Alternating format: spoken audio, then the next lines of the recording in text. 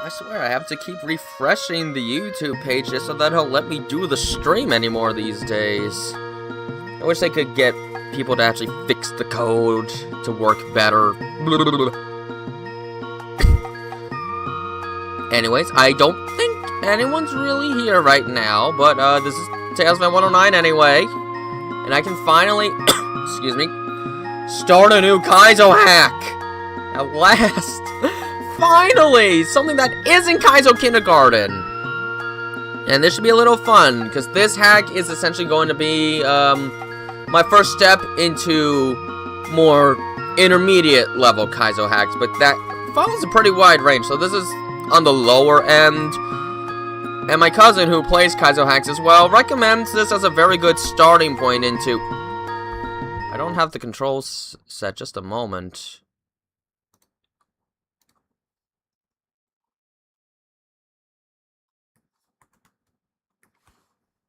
There we go. Hi, Serenity. Hi, Menovision. What am I gonna do after the Tales of Bond series? Please. I've got, like, a lifetime of Tales of the Bond to finish, so... Why think about that? It's too far in the future to even tell. So here we go. I was recommended to this as a good starting point for intermediate Kaizo hacks, but honestly, given how harsh Kaizo Kindergarten was, I probably already passed that stretch. Well, let's start home and see what's here. Start select to leave any level. No story. Okay, we're just playing. We're just playing the game, that's it. There's no story this time. And there's about 15 exits in this, so... it should be of decent length. We'll see how much harder this is compared to the usual Kaizo hack I play.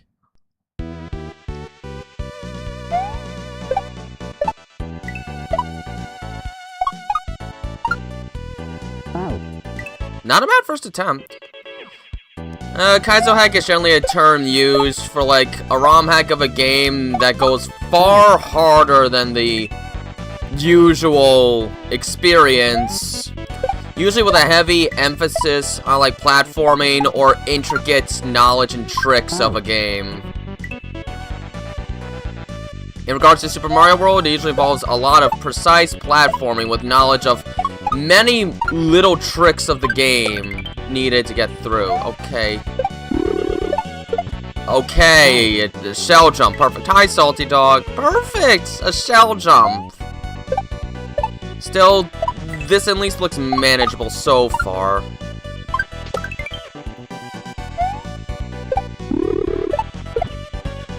Of course, I'm not accustomed to shell jumps anymore, so this is actually going to be a little rough.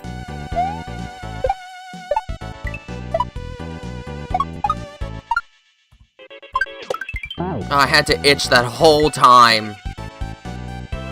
My chest was suddenly very itchy. And it's getting itchy again. Gosh darn it. I just need to concentrate, but I keep getting itchy on, like, my chest and my leg. I somehow jumped on it, but that was not at all the proper time. Look at that pretty little woody area over there. It looks kind of pretty.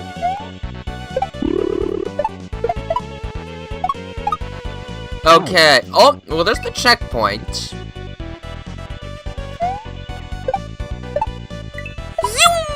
Zoom!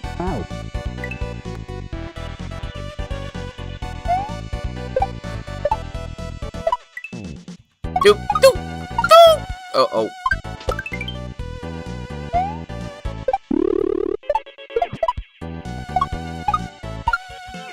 Okay, I almost messed that up. Got the checkpoint! Well, most of them are, just because it's such a popular game to make hacks for. Ah! But yeah, most Kaizo hacks are made for Super Mario World. Usually because the way the game was programmed, it just allows you to do so much stuff with the game. Mario's moveset is just really good. Well, there are sometimes one-off Kaizo hacks made for stuff like Zelda or Metroid, maybe even Sonic, but, okay. But usually it's Super Mario World, and it's just kind of the most fun kind of game to make one for, I'd say. The game with the second most amount of Kaizo hacks is probably Super Mario 64, but I'm not nearly as good at that.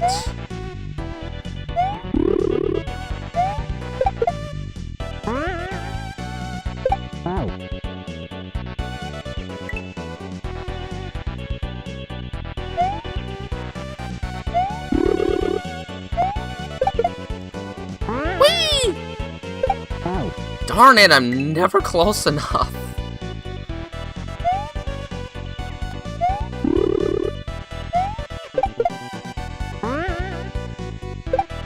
That's better. That was like the easiest jump in the level. How did I mess that up?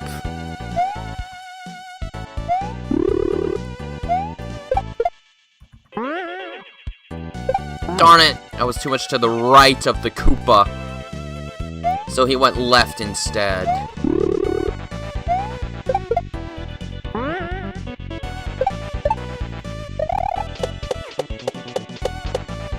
Alright, very good.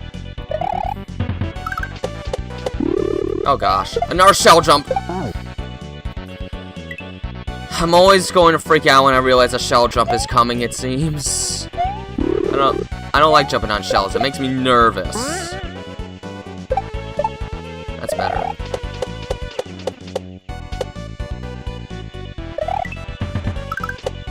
Ah! Ugh!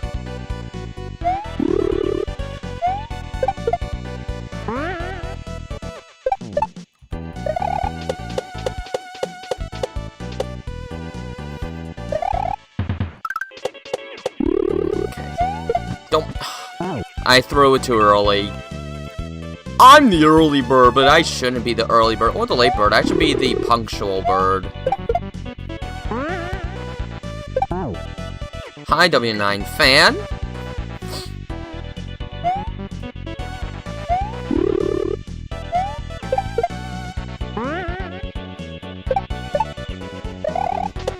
Why do I have to get so itchy as soon as I start streaming? I wasn't itchy before streaming, now I'm just itchy. It's highly distracting.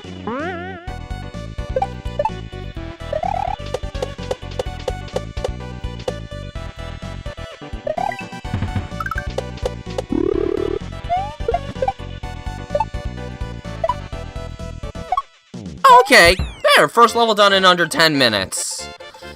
That's a decent enough start. And a sign that this probably won't be too much harder than the average hack I played, at least for now. And since there's no story, we can just move straight on. Leave me alone! Okay, so I guess this at least takes place in the woods. Great, I missed. This level might be a little harder to reach. Just get that feeling. That killed me? The wood killed me?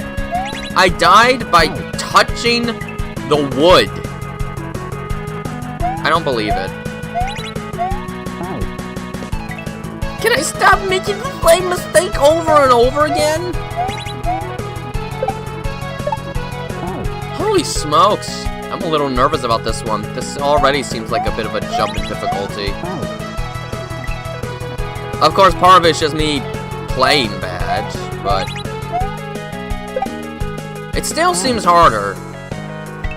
Well, Mario hacks were decades before Mario Maker, and the physics are different. I honestly prefer the way Super Mario World feels compared to Mario Maker. Mario Maker's a little more floaty, and I'm not as big a fan of the floaty physics in comparison. But yeah, a lot of troll levels exist because Kaizo hacks exist, honestly.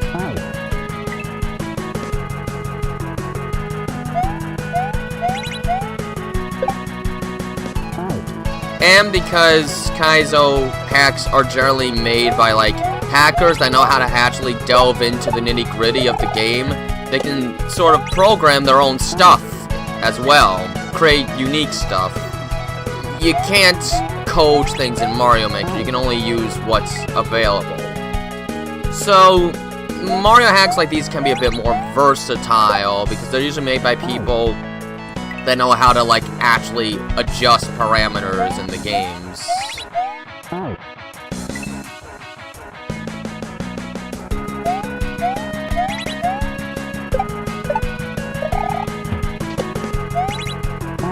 Alright, hang on for a sec.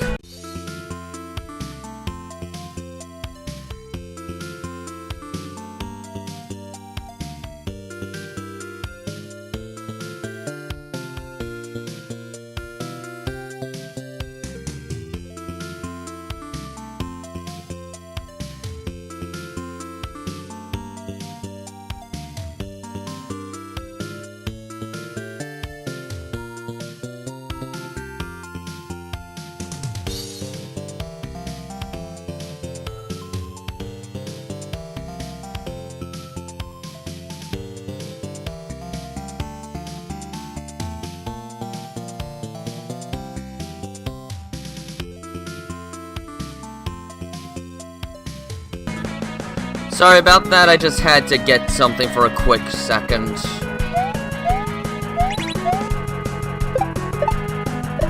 Oh, that was fast.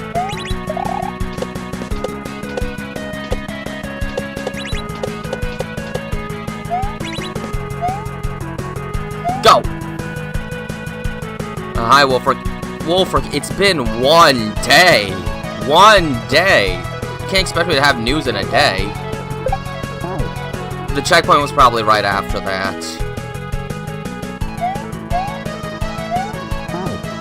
I couldn't hit the switch!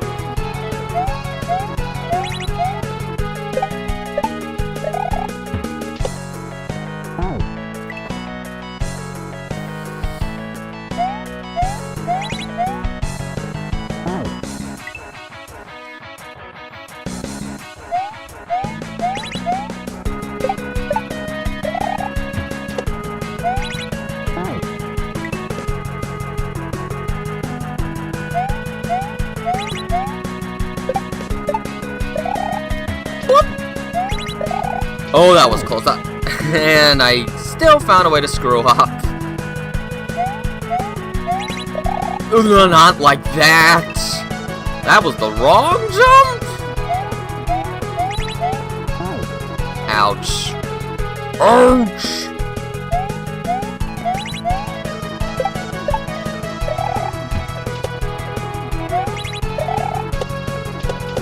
Oh gosh, I was wrong.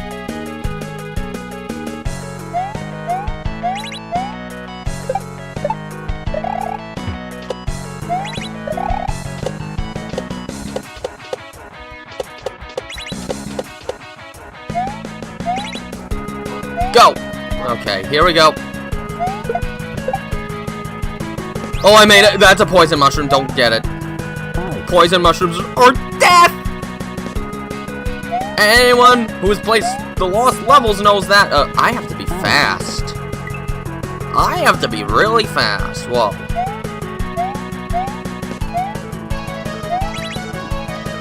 Oh, gosh.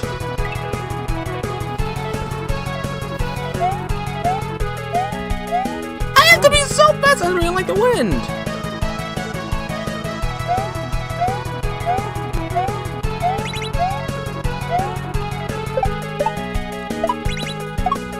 Oh gosh, oh gosh. Not like that. For season 2.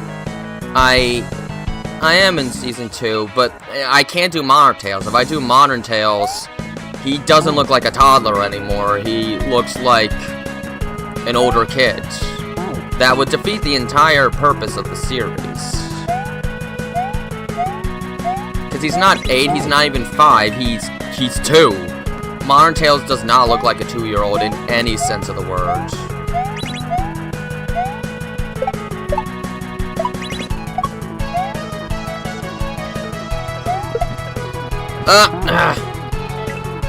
It wouldn't make any sense.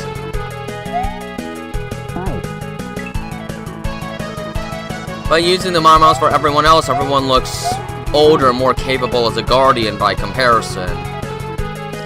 That, and the only characters that have classic forms are Sonic, Knuckles, and Amy. I couldn't do it for anyone else.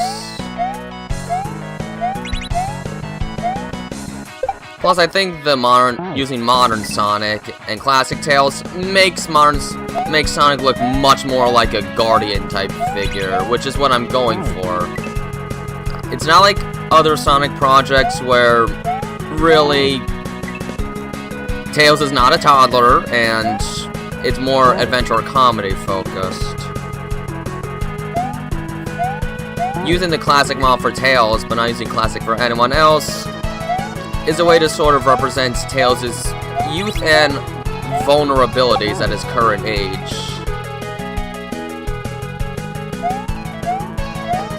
Darn, I missed!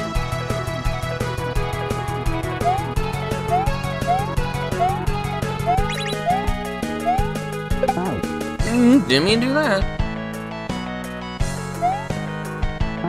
You don't know what a guardian is, Wolfric? A guardian is basically someone who basically protects someone or something. Someone who guards.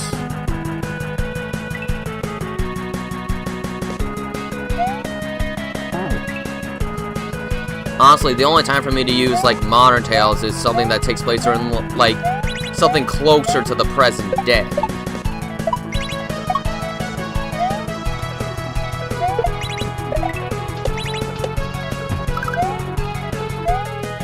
What's left? Darn you, game! Don't mention it, F-Vega.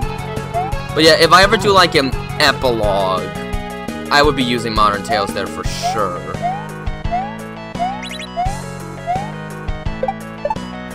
But that would be about the only time it makes sense for my given story to use modern Tails, because at that point he would be older and more matured.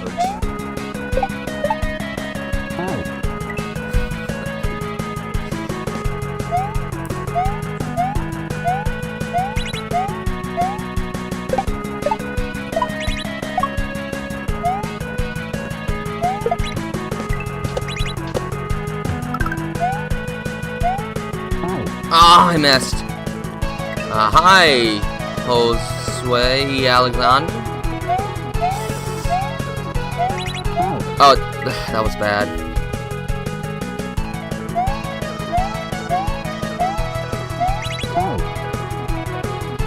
Tails doesn't need protected. As a defenseless toddler, he certainly does. As he is in the games, not as much, but that doesn't mean he can't take the help every now and then.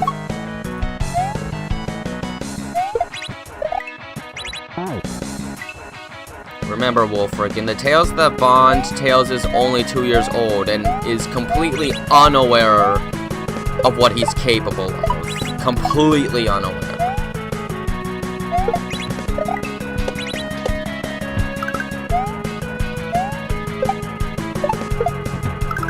Oh, that's right, it's gonna just break.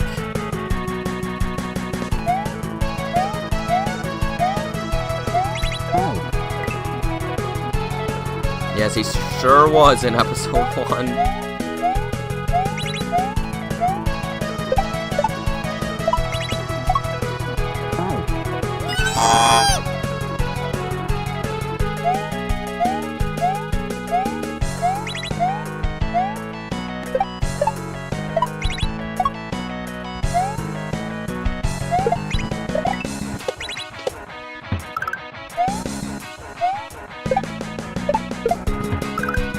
Can I stop fretting over that? How many episodes am I doing? I mean, my initial guess was around 30. There is a chance it could be probably more than that, though. It's however many episodes I end up needing to pace the story well.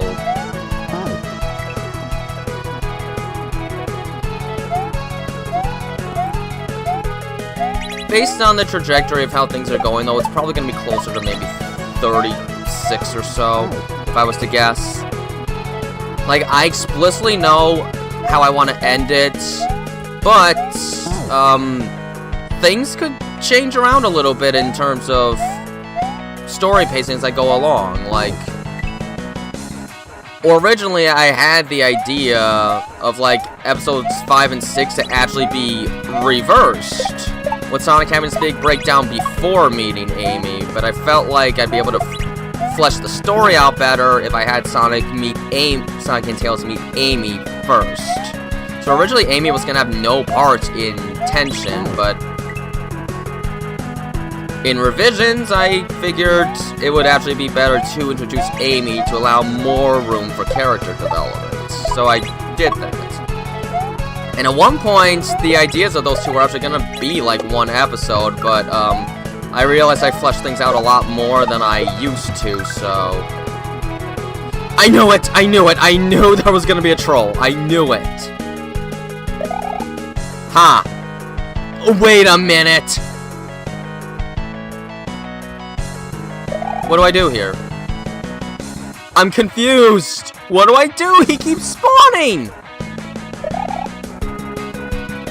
Wait a minute! How does this work? What do I do? I can't bring anything with me. There were no mushrooms to pick up. I am so confused!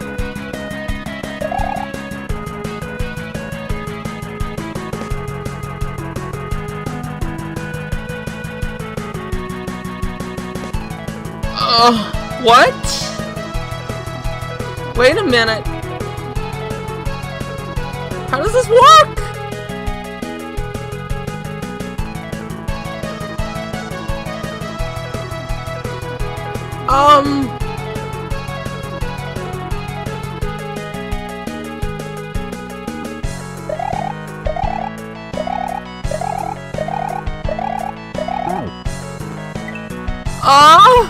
Do I need to take another Goomba with me? I think it's implying that, but I just don't see how that could work. I'm so confused. I don't think so.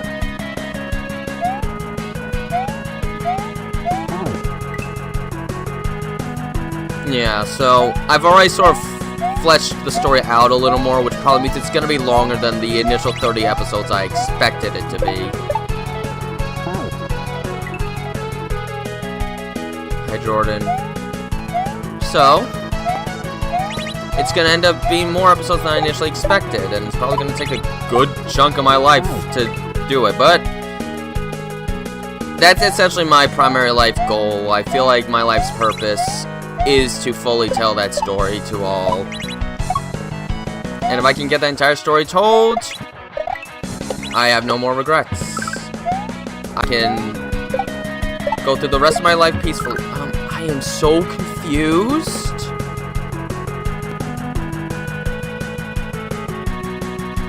Well, usually it takes 6 to 8 months. This episode's been a massive exception. Is this like a fake mushroom or something?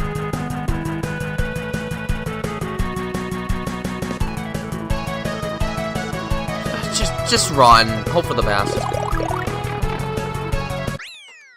You darn game! You darn game! What the actual heck? Oh man, that is so cruel. How dare you trick me like that? Okay, Deadly Temple. But that looks like a temple, not this. Is it like Agent 64? I think I heard that as a game that was announced in 2021. Oh, okay, here we are, a temple. Ow.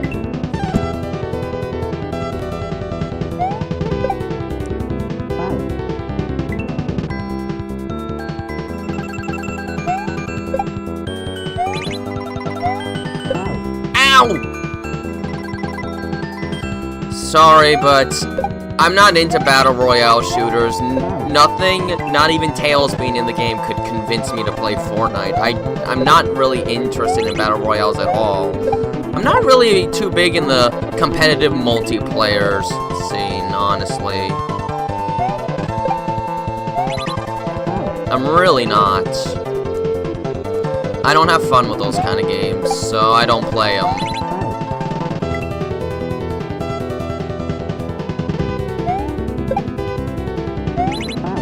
Wolfric, I think I've answered that question to you at least 4 times before. The answer is no. I've already established the reasons why. I don't want to get into it again. Okay, that was too late.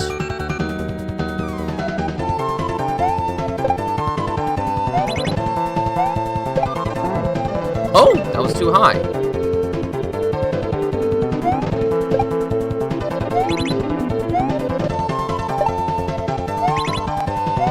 Whoops.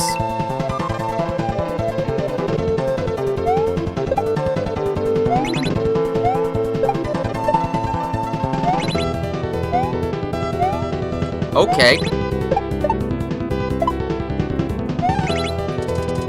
Oh, no, not a saw.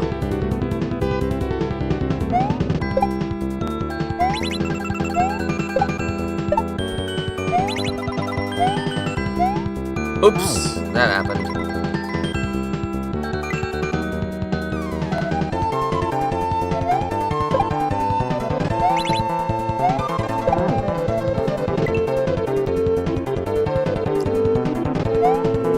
Where's this music from? I know I've heard it before, but maybe I just heard it from other ROM hacks, I don't know.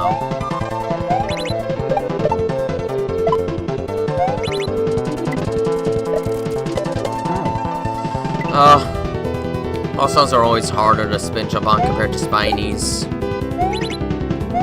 The speed makes it hard to stay on it right.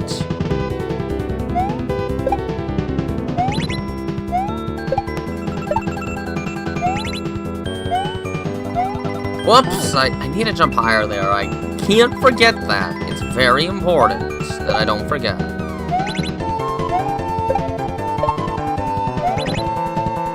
Whoops! Okay. Okay, bye!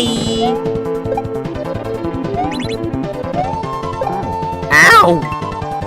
Right in Mario's nose.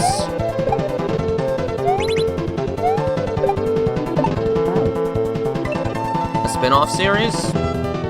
I don't think so.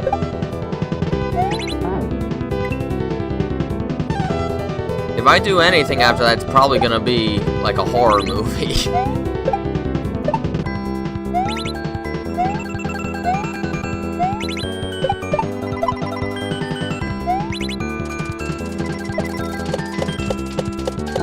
Ugh.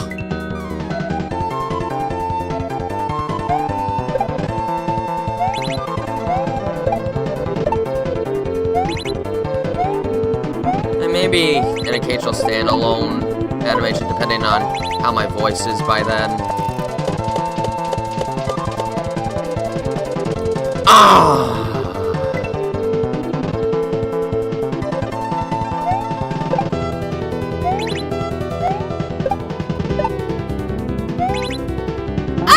I didn't make it onto the platform!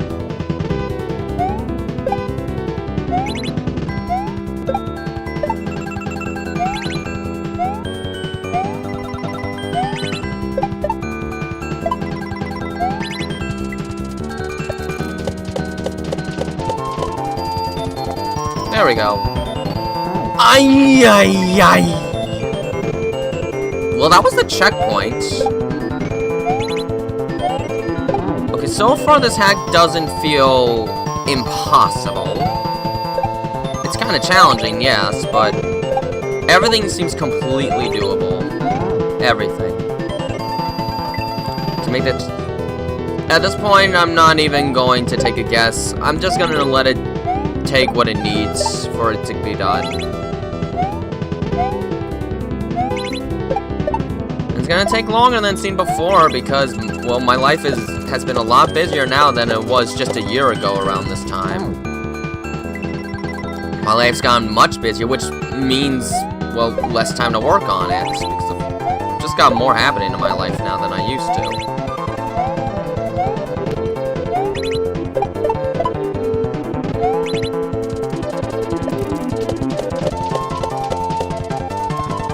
Oh, you stupid... Oh, that was annoying.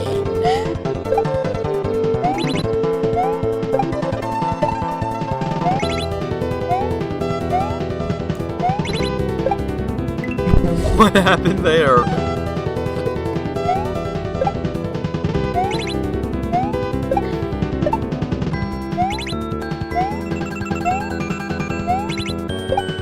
That's better.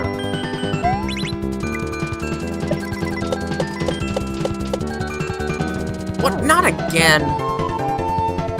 Then it takes 40 years. I've got at least that much in my...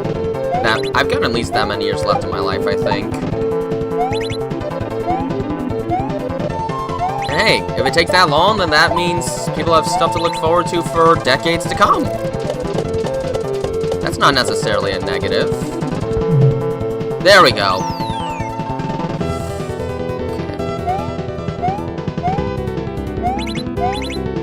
Okay, fast-paced. But we'll see, some episodes are bound to be longer than others, and some will be shorter, so... And if I can get my life a little more consolidated and possibly not have more funerals to attend, maybe I can get other episodes done a little faster. I'm hoping that the amount of time this episode's been taking does not become the norm. Just gotta work around things and hope for some quieter years, because this past year just had a lot happening. A lot of changes. A lot of changes that just slowed me down.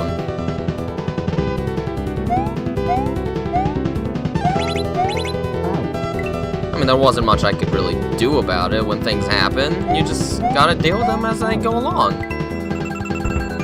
What? Yeah, I mean, it was kind of my first year really working a full-time job. I don't know what that was.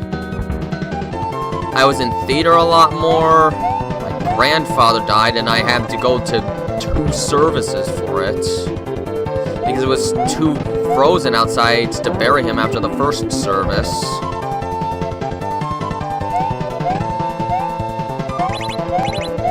I had to assist with someone moving.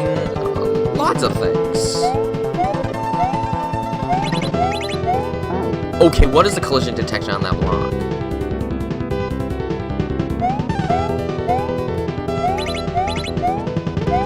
What is going on there?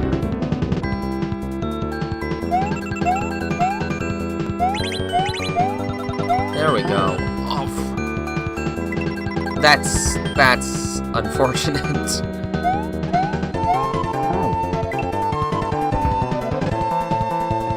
Hopefully, this upcoming year will have a bit less going on. And if that's the case, then I should be able to manage just fine. No, I'm not moving. No, I had to assist with someone else in the family that was moving. And, well, that used up time for about a month or so.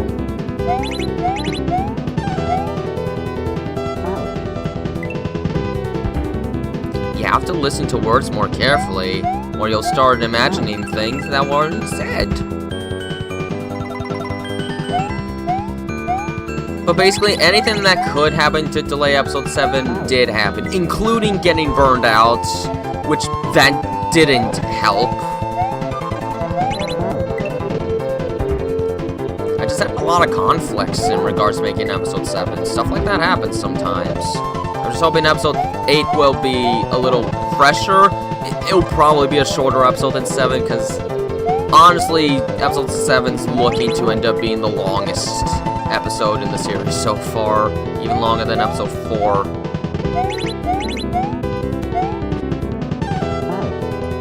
That's what it's looking to be.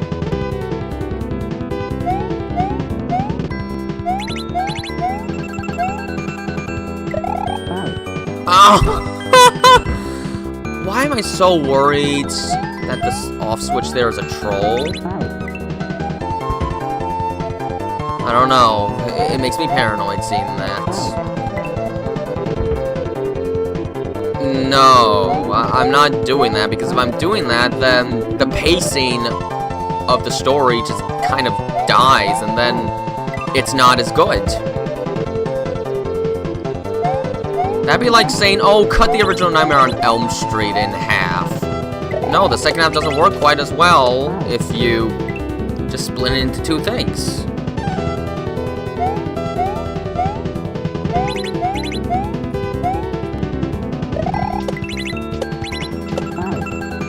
Oh. It's like saying Sonic the Hedgehog 3 would have been a better movie if they split it into two parts, which, no, it wouldn't be. Because you wouldn't feel the emotional weight of the later half because you had a massive break in between. No, the only time to do stuff like that is if you just want to make a cheap cash grab and just make a quick buck.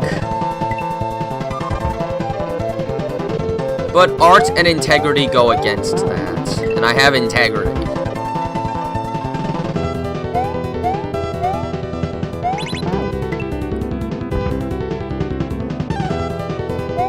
If I just split episode 7 to 2 parts, well, then the second half will become episode 8, and it just wouldn't be as effective because you've had a massive break from the emotional impact of the story.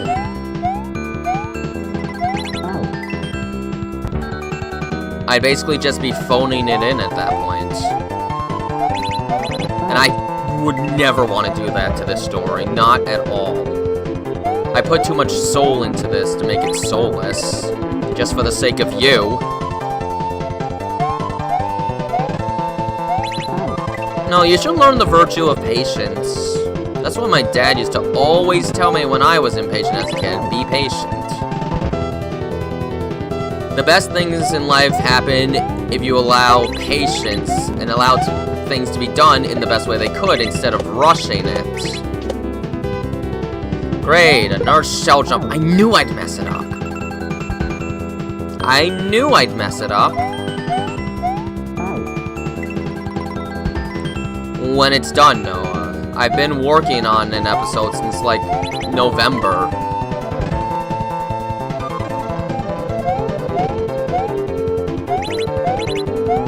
It's the problem with the internet. No one on it knows any patience.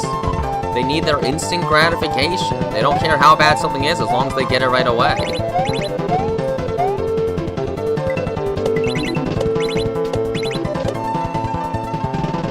Hightails forever. Couldn't that have come a little closer? Ouch.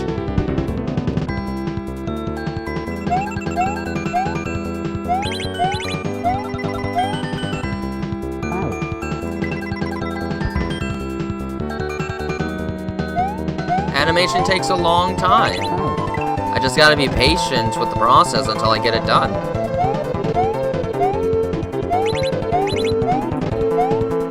Ouch.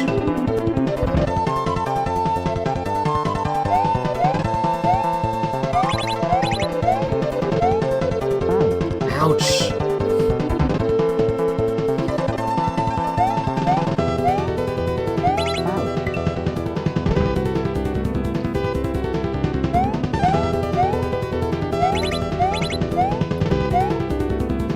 Ow.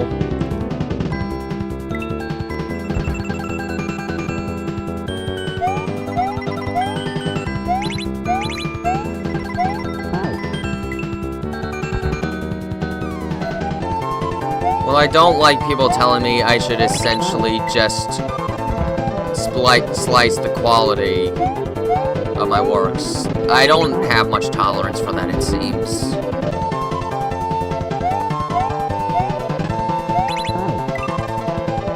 And sometimes there are a few that really do test my patience at times. Doesn't mean I hate them.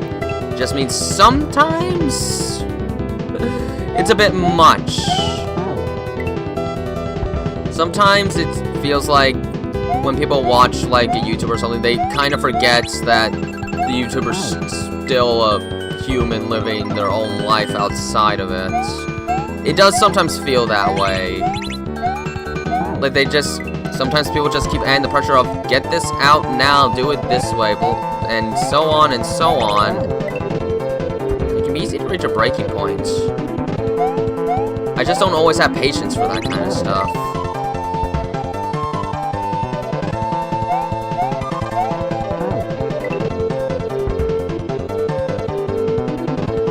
And plus, I get really tired always being asked when the next episode is coming out, because it's like, I can't put on a schedule, I don't know. And when people always ask, it's like, well, what am I supposed to say? I don't know!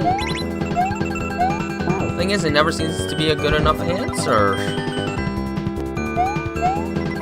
Well, Frick, it can be harder to be nicer when people aren't always nice back.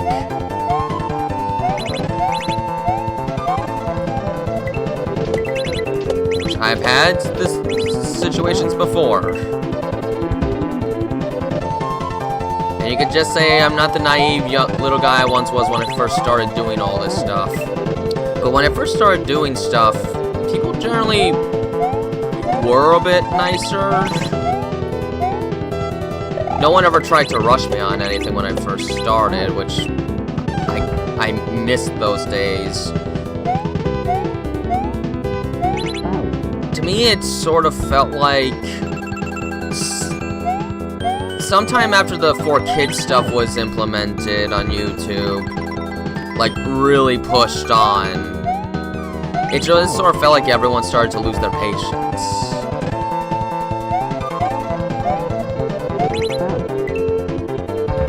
And after a while, that really did start to bug me. Like, people used to talk about other things with me, and then it suddenly all became about, oh boy, I want the episode tomorrow.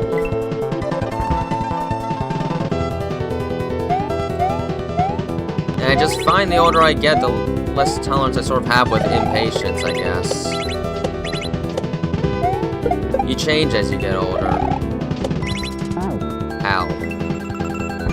You could just say I've sort of changed.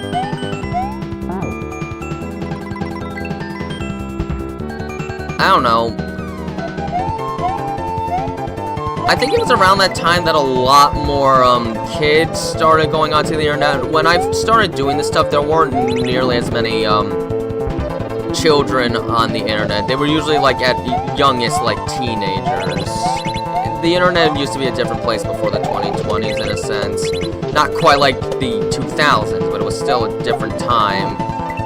And it just seems, because kids were born into a faster-paced world, their patience usually doesn't last quite as long. So when there's a bunch of younger people on the internet, you start to kind of feel that. They see the stuff you make is just something to be gotten quickly. And I don't do that. Which means I get a lot of comments that sort of reveal a sort of impatience, and it's the same question over and over again, which I've never liked repeating the same stuff over and over again. So when I get asked that a lot, it starts to kind of annoy me. That's sort of been a thing about me for years now. I don't like having to repeat myself too much.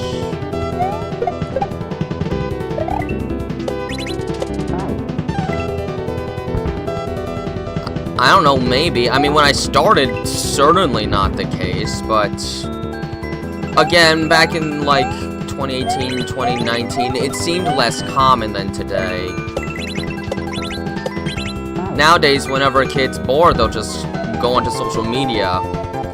Despite the fact that technically you're not even supposed to have an account until you're at least 13. That has been the rules since, you know, like, it all started. But no one follows it anymore.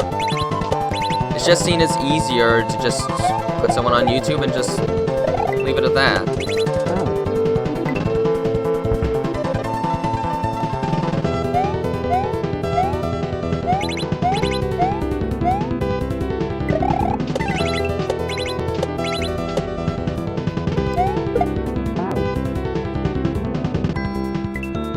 Yes, but the thing is, there's a lot more, younger children on the internet than there used to be, which means you're getting a lot of the younger children that are being born in a world that doesn't really know patience the same way it once did. When I was like 5 years old, we didn't even have YouTube yet. It didn't exist. And the internet was a much slower place as well, partially because it took a lot longer to load anything back then. And it seems like the world always told you to be patient. Now it doesn't seem like there is much patience anymore. You always gotta just get things out quickly. When you're a kid, it's because you just want something to enjoy immediately. When you're older, it's because a company just wants to make a quick buck, so they want things to get done fast.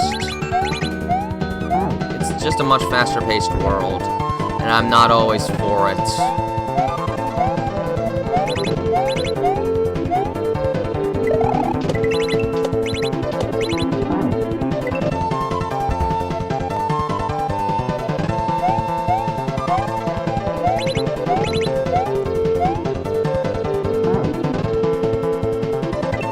Well, honestly, in the days before YouTube, the most you could have done was like flash animations. And how it used to work was there was no dedicated video website, but a whole bunch of small ones, and you would just find stuff that people make on their website, and that's it. People used to make their own websites to upload videos. YouTube kind of changed the idea into having a more centralized format. But quite frankly, there weren't really free-to-use 3D programs in the 2000s generally. The technology wasn't really there yet to just have a basic one to use at the time.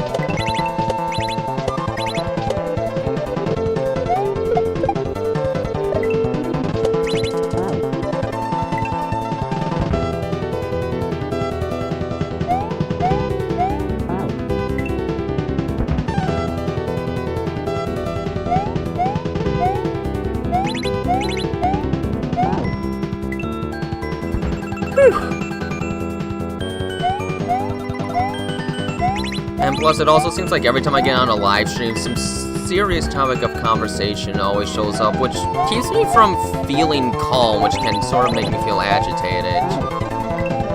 When I first started doing live streams, conversations never became too serious. It was always usually just about like what I was doing, and people were just having fun. But then somehow someone always brings up something serious, and then or something that leads into something serious. Like me having to always explain why my animations are taking a long while, or someone just being upset to like a choice I made, or just bringing some unfortunate real-world event into things, and I don't know, that stuff stresses me out. I don't really like talking about that kind of stuff too much, but somehow it always comes up.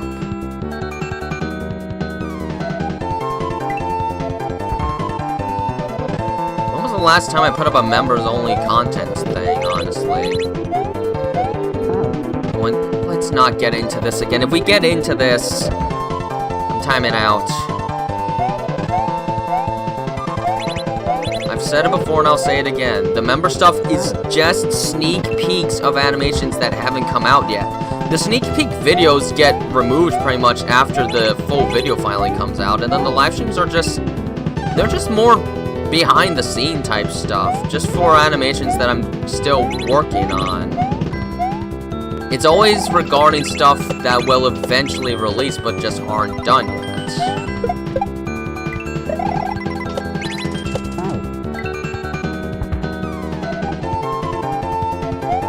You see, this is why I don't always seem so happy, because stuff like this always comes up. I'm not allowed to relax. And then everyone else doesn't get relaxed because I'm not relaxed.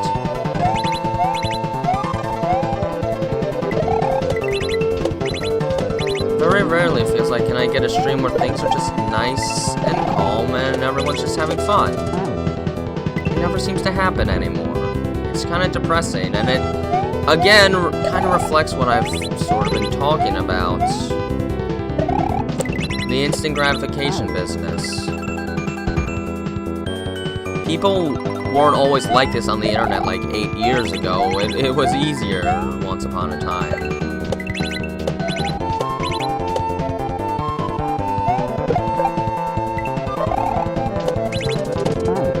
Oops.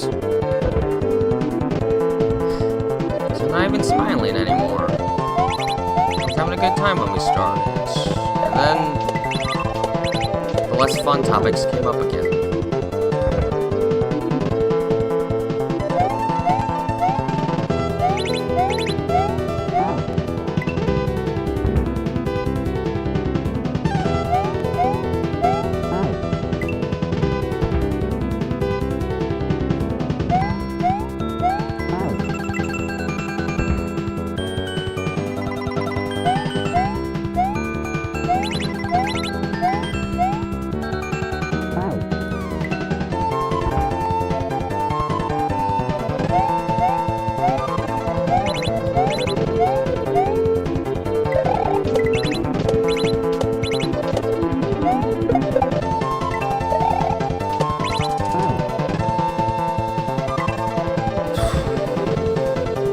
I'm just not gonna talk right now. I'm just not gonna talk.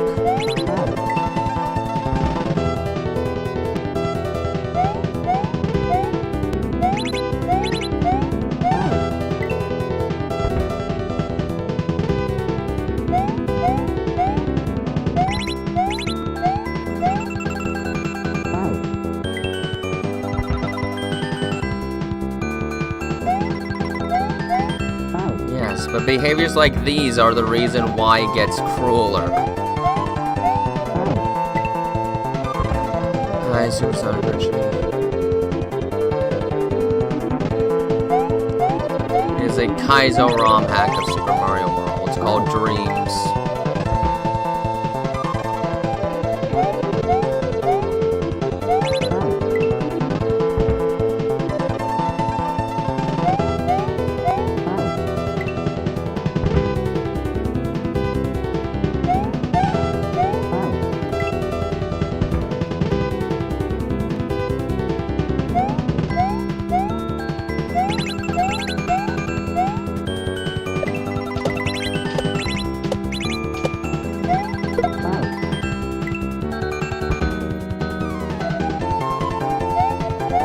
Supersonic Richie, it's just some unfortunate conversations coming up again. And it's kind of put me in a bit of a downer mood again. Something that seems to happen almost every time I stream.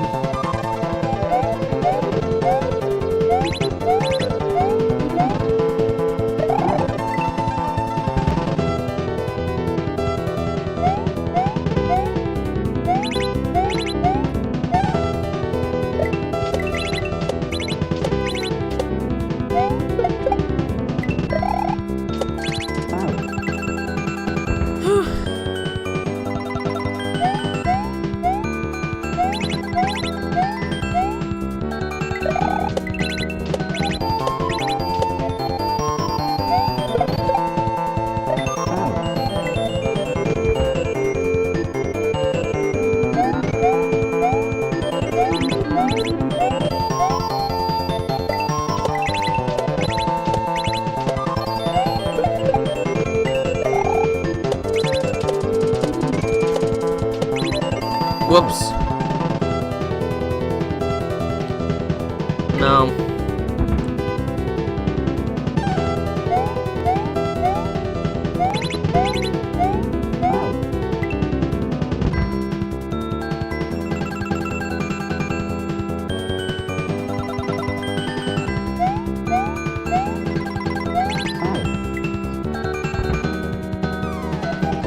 Yeah, it's been within the chat, Supersonic Richie. Just the usual things of, like, the rush of gain, Tales of the Bottom episode, out, only ever, like, talking about that kind of stuff, and me always having to explain why things are taking a while, why I'm not rushing. And then it briefly got into the whole, the world is cruel, the membership stuff again, and just the stuff that I've gotten very exhausted hearing about. It honestly tires me out every time the conversation comes up now. Because it's always in a somewhat negative light.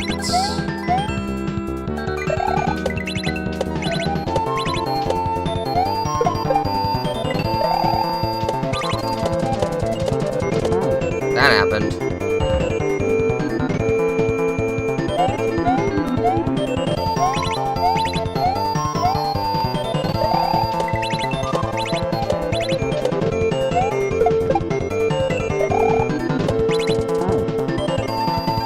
No, you're not the one responsible, Supersonic Richie. You're not the one.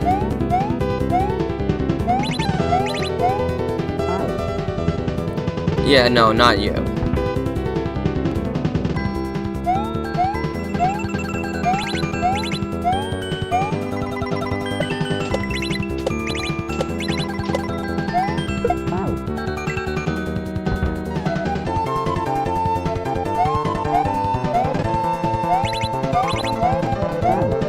Stupid spikes.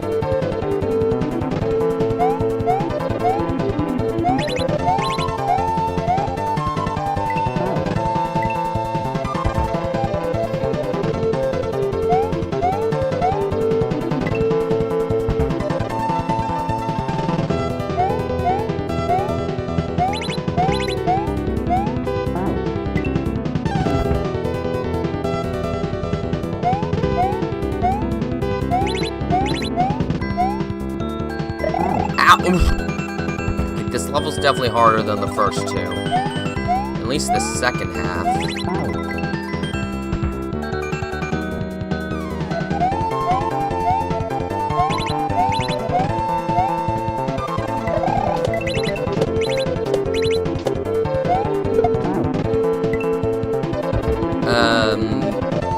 No. I have no reason to spend money on a game system. They're all too much money, and quite frankly, not enough stuff I'd want to play that I can't already play on the computer. They're not really worth the money for me. I don't even want to support PlayStation anymore, since they're getting rid of physical media completely by 2028. I don't even see the point of getting a PlayStation by that point. It's just a more limited computer. I never got too big into Xbox, and the Switch 2 just does not have enough games that I really want to play to warrant shelling out $500.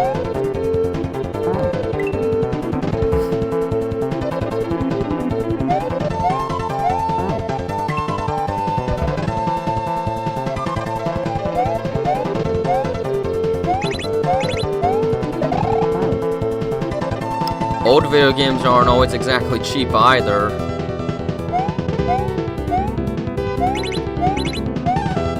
Well, so I'm gonna have to say it, at this point, emulating's kind of the way to go. If it's for old games, honestly, most of them aren't really even preserved anymore, so without emulating, there's like no way to play a lot of them. Games you can find can be hundreds of dollars. Or if you want to play on console, get an EverDrive and then just put the ROMs on there. I mean, yeah, the EverDrive's like maybe a couple $100, but it's a one-time purchase, and then you can put any game for the system on there as you'd like. Well, that's given you're playing a cartridge-based system like the NES or something like that.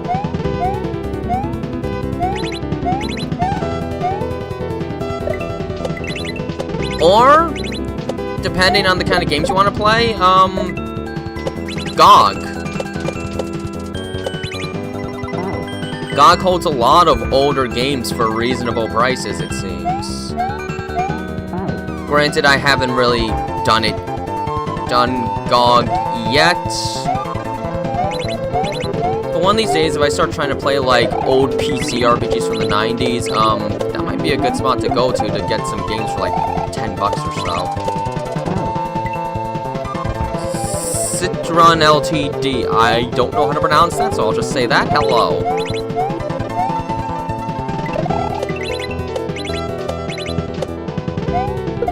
Ouch. Been getting over it twice. I wouldn't even want to beat it once. One of the only games I've played that's giving me physical hand cramps. I'll never forget it. And as such, I'll never play it again, because that is the only game I've ever played that has physically hurt me.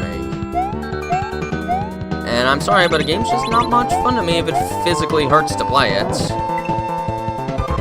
It should come out. It should definitely come out this year.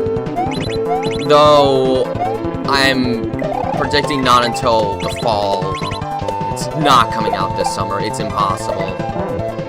There's not enough time this summer. I've only got like 1 month to do that. It's not coming out this summer. I'm sorry, but it's not. It's not possible.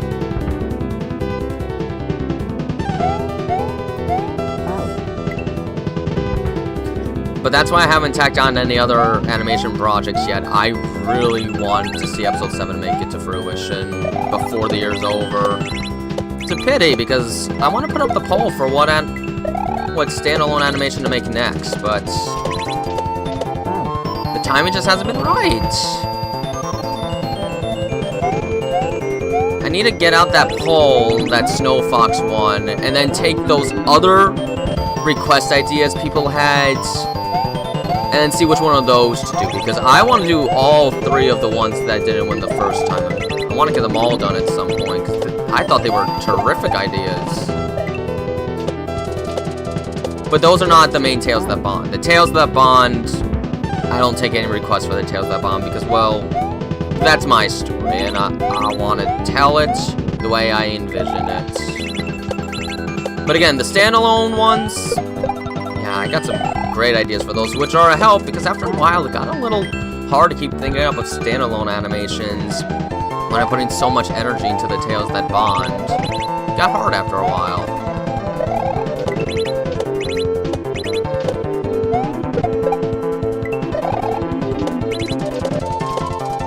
Darn it.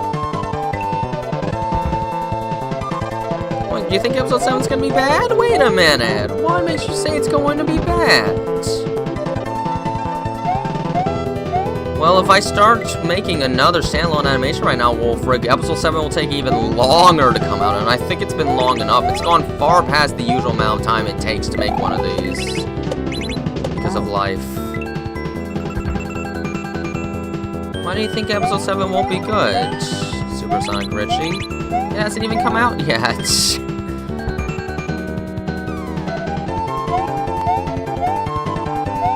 Look, if I was rushing it, then yeah, it probably would be bad, but at least I'm not rushing it. Remember what Miyamoto said in, like, game development? A delayed game may end up being good, but a rushed one is forever bad. The same rule can apply to a story. A delayed product can eventually be good, but a rushed one will be forever bad. And again, I want to make it as good as I can, so...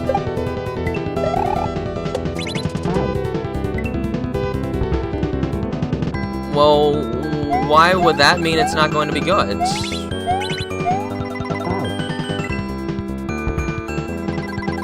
I mean, Tails has cried in pretty much every episode. Does that mean every episode is bad?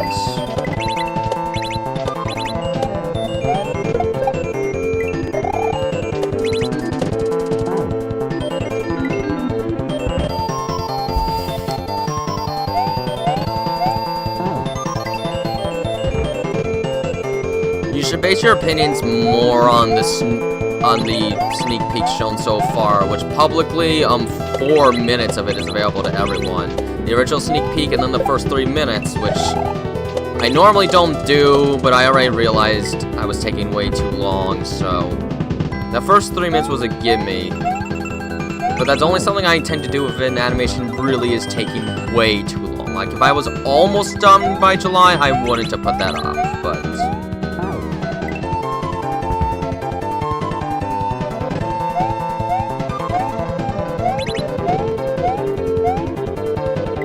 Oh! I'm still in this level. I'm been in this level for like 40 minutes. 30 of which I think were on this second half.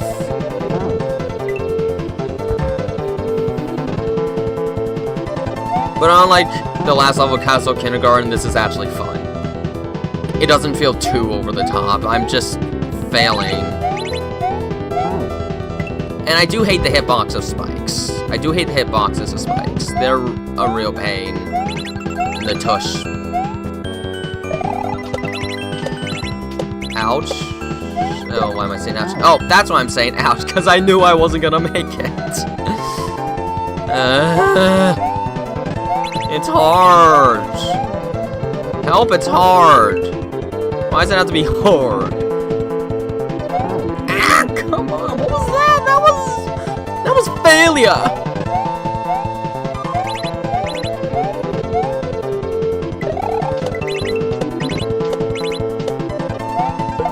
There we go.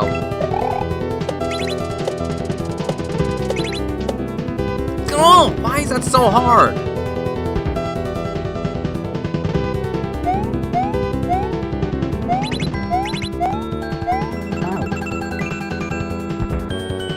Sonic saw Jack's only tells you to take his butt. My cousin ended up getting a Jack's plush as a gift at one point. Started imagining what it would be like for Jax to bully Tails, and then my Sonic plush went up to Jax, basically giving him death threats if he so much harmed Tails at all. And then Jax just stood idly by afterwards.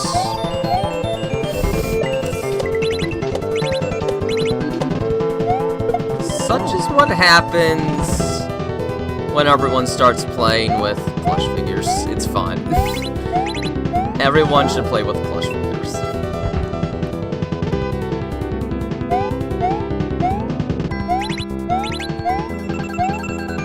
I wonder how many people would be happier if they just brought plush figures around. Not everyone would, but that sounds like terrorism. Sonic is overly protective with Tails. That's all. He's just very overly protective. Like, I honestly think if Eggman did kill Tails, Sonic would just cold-blood murder Eggman at that point. I really think Sonic would do that. No more just beating up his robots. It's time to kill him. More plush videos? Thing is, I generally find plush videos really hard to do without a second person, and I usually don't have a second person with me, so I don't usually do them. It's very hard for me to do them and make them look and sound good. Like, even my Wildwood videos, like, gosh, the wind is horrible in those videos at times, and it makes it impossible to hear what I'm having them say sometimes. Might not be a good thing, but I really do think that's what Sonic would do. If anyone murdered Tails, the person that murdered Tails is not going to be living much longer, I feel like.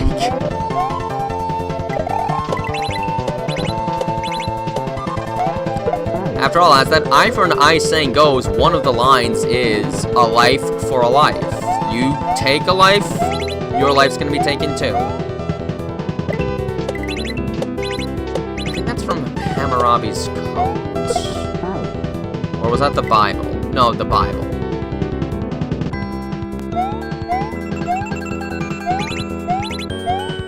Basically, whatever you take away from someone should get taken away from you as well. Which is technically equality. Like it or not, it is technically equality. I did it twice!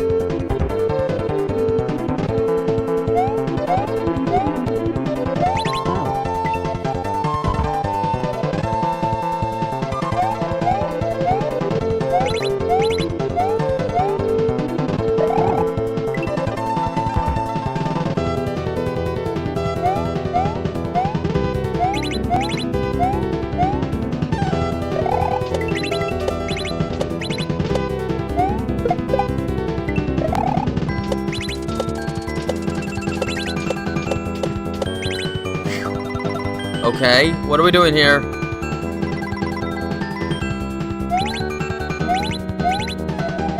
Yes! What?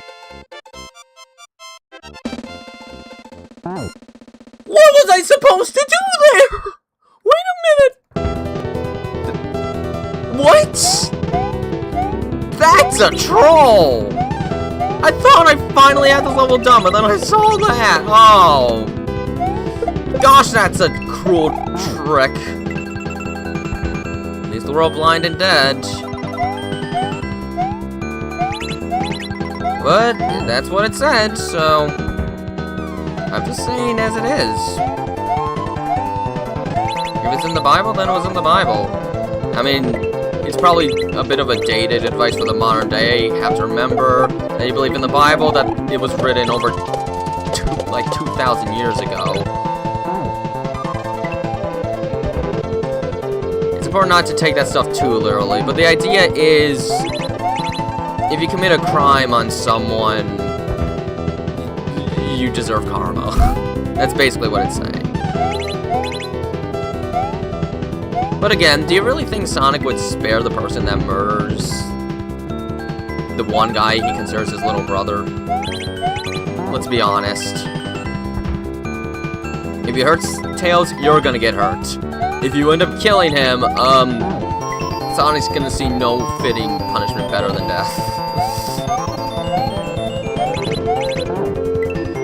He's supposed to be a just man, but if you murder, there isn't much else justice for that other than eliminating the perpetrator.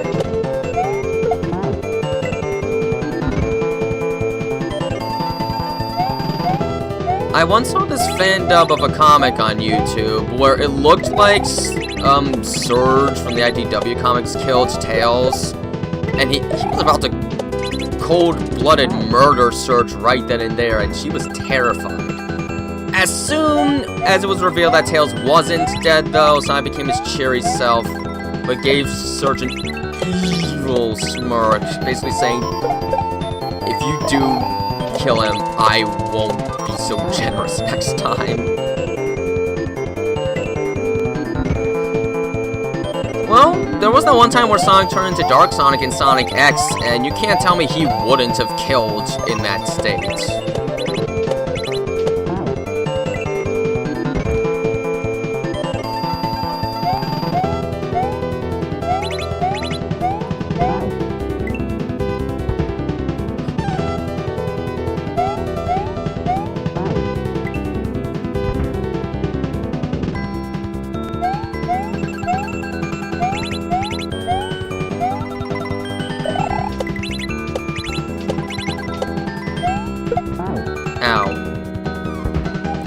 Take this lollipop? What? No. Should I know that game? Is it like some sort of a... Is it one of those horror games that looks very friendly on the surface, but is something sinister and horrific in reality? Sort of like Baldi's Basics? Well, that happened.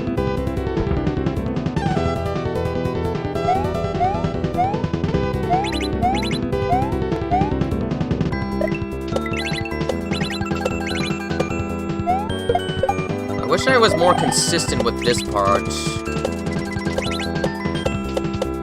No!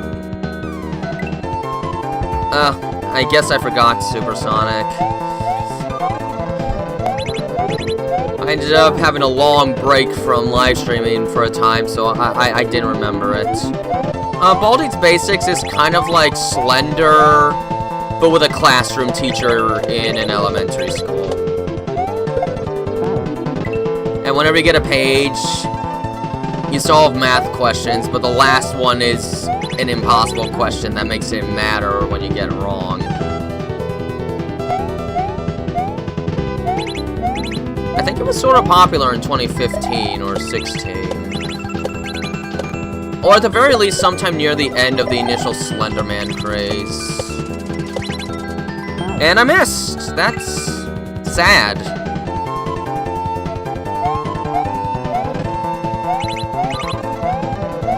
If it wasn't for that one part, I could probably get through this a lot faster. Because for the most part, like, That's where my deaths are coming from. Like, 90% of my deaths are from that one general section of the level. The rest really isn't that hard. Oh, hi, area. I'm only in level 3, so, you probably didn't miss as much as you thought you did. I don't know, my voice might sound a bit shrill this close to the microphone, and I can't adjust the audio level. I don't know if I should. What if I hurt someone's ears?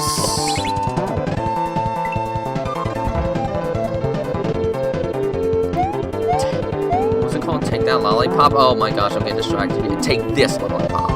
I got distracted looking for the name of the game while it was still on the visible on the chat.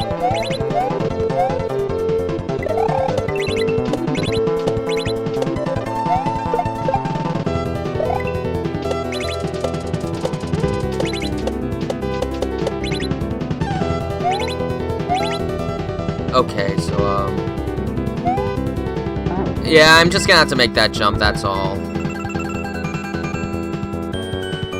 Maybe, but don't forget, for a moment, Sonic was about to kill Shadow for what he did to Tom. He was about to kill Shadow because he lost the person he basically considers his father. He just had to remember what Tom said earlier to resist the urge to kill, because in case you forgot, Sonic was just about to do it. He was like 1 second away from killing Shadow for good in super form. Before he remembered what Tom said and snapped out of it. You don't want to forget about that little detail, after all. It does prove that if you kill someone very dear to Sonic, or at least come really darn close, Sonic doesn't necessarily show mercy in that instance. When you make Sonic mad, you're going to suffer. D23. What's D23? This is not the same thing as F3. What's D23? Yes, but again, he came really close, and if he forgot what Tom said, he would have killed Shadow. Remember that. The thing is, in most Sonic media, we don't see Sonic get pushed far enough for that outcome, but it can happen. Mole Plague. Finally be level 3, by the way. Okay. What?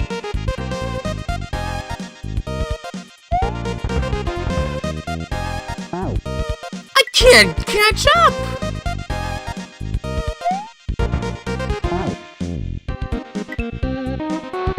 I kinda don't want to change my profile because I like the one I have and I don't think I'll ever find it again. Okay, so the trick is to not hold right at all. Gotcha.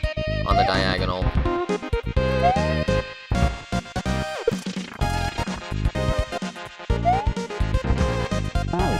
Ugh, I slowed down too much. Oh, Disney's showcase. I didn't know Disney really did a showcase. Granted, I haven't really watched anything Disney's made within the past few years, because I kinda grew to not like what the company became.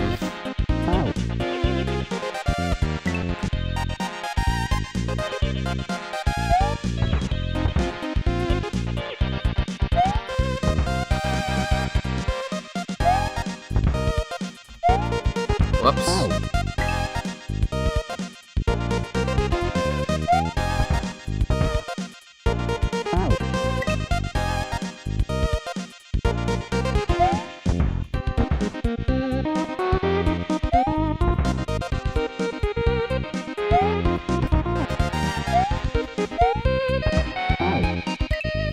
I mean, I guess technically in Sonic SAT-AM, they did technically succeed in killing Robotnik in the final episode, technically, so I guess you could technically say, though not directly, Sonic did kill someone.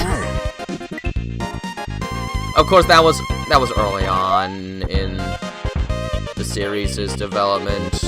Lord wasn't really much of a thing yet.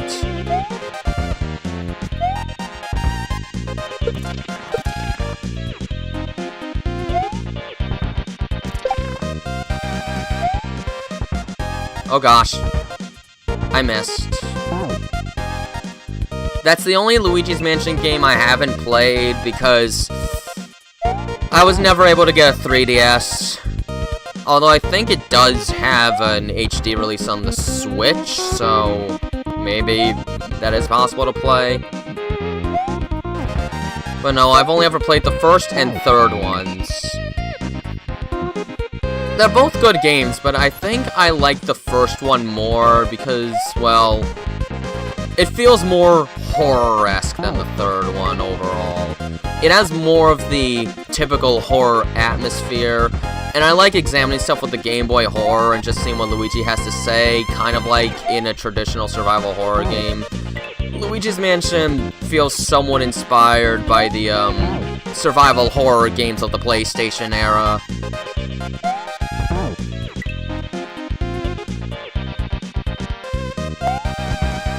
Oh, Sonic can definitely harm people. Definitely harm people. He can definitely do that. I'm pretty sure he did that in Sonic X quite a few times. Then again, I haven't really seen the series much, but killing he doesn't usually do, but harming is not at all a problem if they are an actual problem.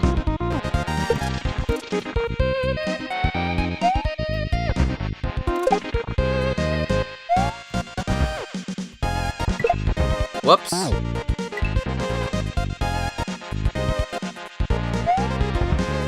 Yes, because, well, just such was the era. If you want things to catch on, a little darker, a little edgier. Like, even Mario in the 2000s had a little bit of edge every once in a while. Why do I keep messing that up?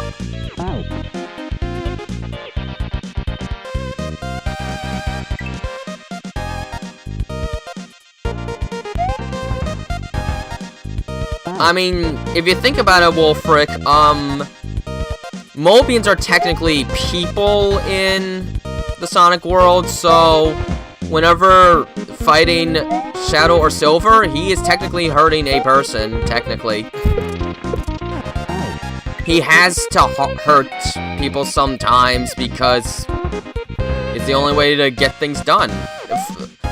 Fighting Knuckles is hurting a person, technically, in the realm of Sonic.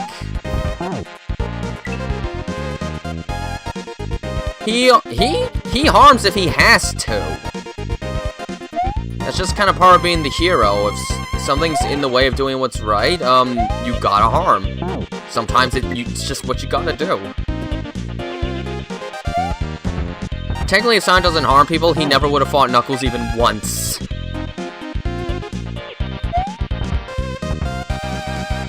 And technically, the pilot in the gun machine for the first boss of Sonic Adventure 2, that is Sonic harming a person because he's trying to stop Sonic. He has harmed people. You can't deny it. He just usually only does it if he has to.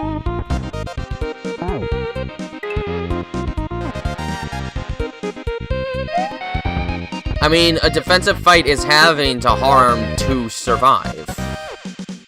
That's essentially what a defensive fight is. Not to mention, Sonic sounded ready to put hands down on that guy. Finally decided to show up, eh?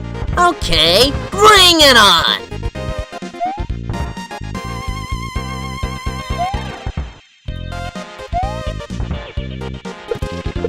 Sonic wasn't afraid to throw hands in the early 2000s, partially because that was the era of edginess.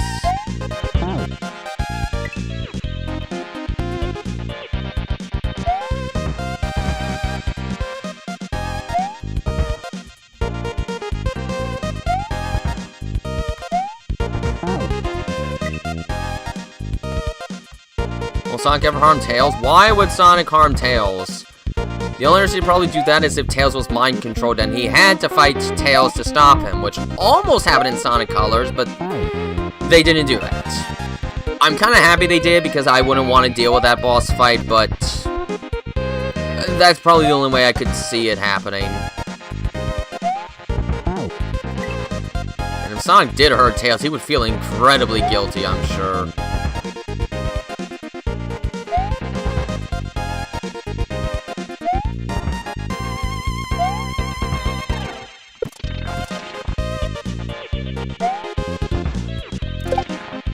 let's just move straight along this time. There we go. I'm probably gonna need to do this. Oh. I can jump too high there.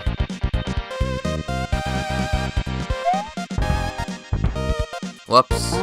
Oh, hi, princess. You're here. It's funny and quirky.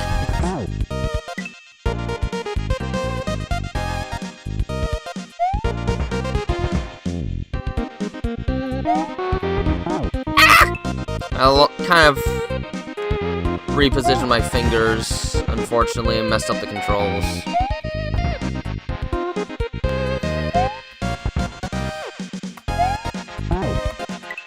I have got to get reaccustomed to frame-perfect jumps again.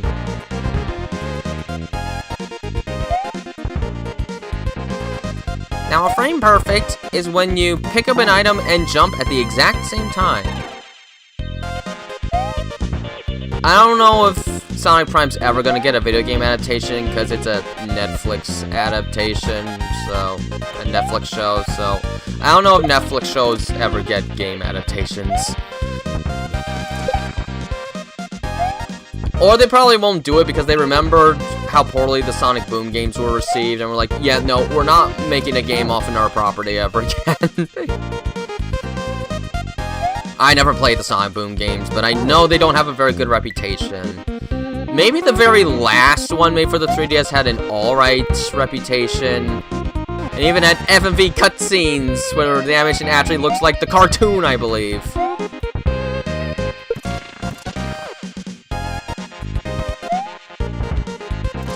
I will say, Sonic Boom is probably the cartoon where Tails is at his, thinnest. He doesn't look as, chonky as in other cartoons.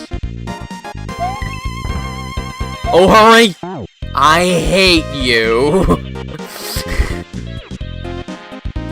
I never played Sonic Boom games, but heck did I love the show. I kinda feel like Boom Sonic would probably hurt someone just because they annoyed him.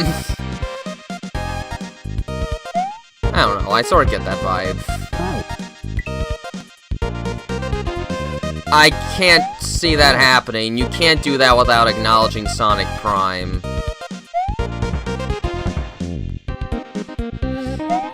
Not to mention, I don't think it would make any sense for the characters to come back. Those characters existed because the universe got shattered. Hence the Shatterverses. To have them back would mean the other characters aren't whole again, which means the regular characters couldn't exist, and yeah, it wouldn't make any sense. It just wouldn't. Okay, I made it. The only problem with the Sonic Boom show was that it only played at like 7 in the morning on a Saturday. Who gets up at 7 in the morning on a Saturday? I just don't think Cartoon Network wanted that show to last. Despite the fact that it's got more episodes than any other show in the series. By technicality, unlike other Sonic cartoons, the episodes were only 10 minutes. So if you treat them as like 20-minute sets, then I guess Adventures of Sonic the Hedgehog still reigns supreme in that regard. Why didn't I grab it? Okay, well, let's just see what's here. Okay. But yeah, it wouldn't make sense for the characters to show up in a mainline game without it being a Sonic Prime game, because just on the very nature of those characters' existence, they exist because their whole selves were shattered by the prism thing.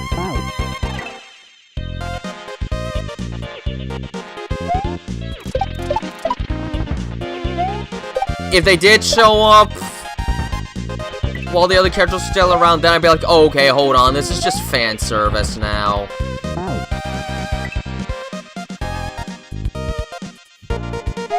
Honestly, mentioning Tangle and Whisper at the end of Sonic Frontiers kind of felt like that, because it's like, wait a minute. Now we're just gonna add these characters despite the fact that they're only in the comics? Which I found weird, because I don't believe they ever did that with the Archie Sonic characters. Like, if they were in the comics, they didn't show up in the games.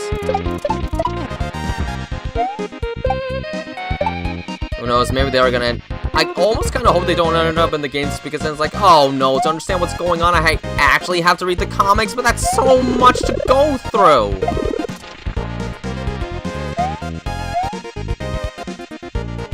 Okay, good. No! What? What happened?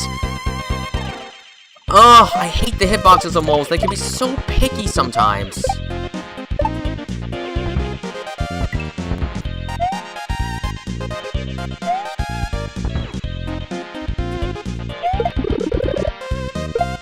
Ugh, I messed up the controls again. I hate messing up the controls. It makes me mad.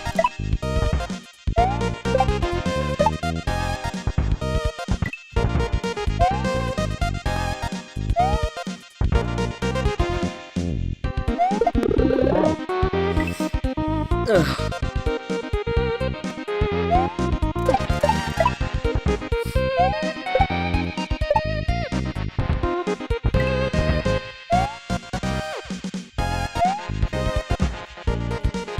I haven't read them really, but I think I've heard that the IDW Sonic comics can have like Dragon Ball levels of sluggish pacing. I think I've heard that. Tell me if it's true or false, because I don't know for sure, but I think that's what I've heard. Oh, my arm's so itchy, but... okay, there. I can itch.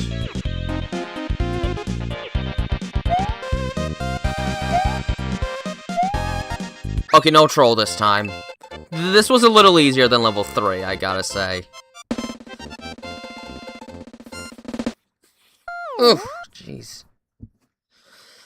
Alright, that's 4 exits down, 11 more. I'm almost 1/3 of the way there. I'm not... this is gonna take multiple streams, but it shouldn't take as many as Kaizo Kindergarten, at least. Underground! I wasn't expecting this motor skill? What does that mean? Okay, since this isn't a beginner Kaizo, they just expect you to know how that works, okay. Gotcha.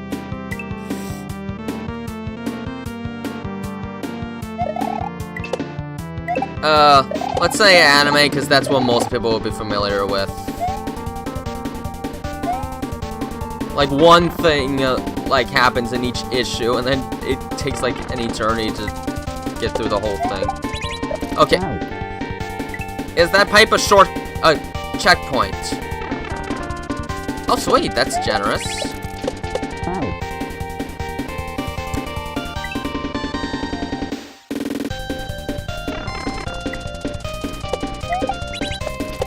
Now, I never saw, like, Dragon Ball Z. I saw the truncated Dragon Ball Z Kai on Nicktoons as, like, an 8-year-old boy, or...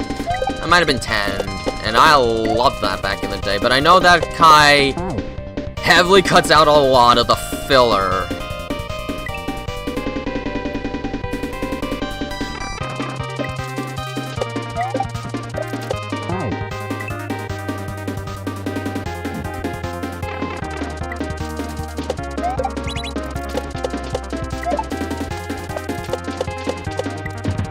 Oh, jeez. Okay, I gotta pause on that a little more. Ow.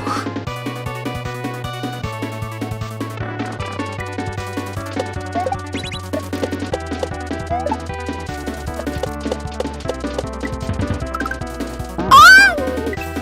Too late.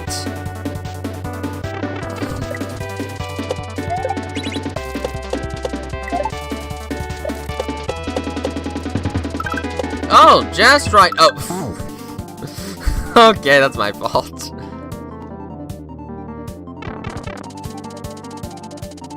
I don't tend to watch too much anime anymore, though, because I do all of these things that take up so much time. I'm in a band, I do a choir, I do theater, I work on animations, and I try to watch every slasher movie known to man. I don't have enough time to watch anime. And then if I want to get through other video games on my own time, yeah, that's even more time spent. I don't have time to watch anime. I do too much with my time to watch anime.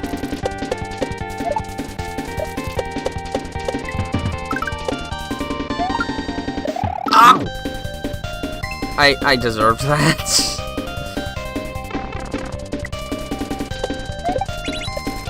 Probably the only anime I'm really gonna commit to right now is finishing the 1000-Year Blood War arc of Bleach. That's about it. Play Fortnite? Sorry, Wolfric. I'm not interested in multiplayer online battle royales. Those kind of games have just never intrigued me. Fortnite is not the kind of game meant for me. I don't enjoy those kind of games, period. I don't really like online competitive multiplayer games very much. I don't like it when the video game just turns into one giant competition.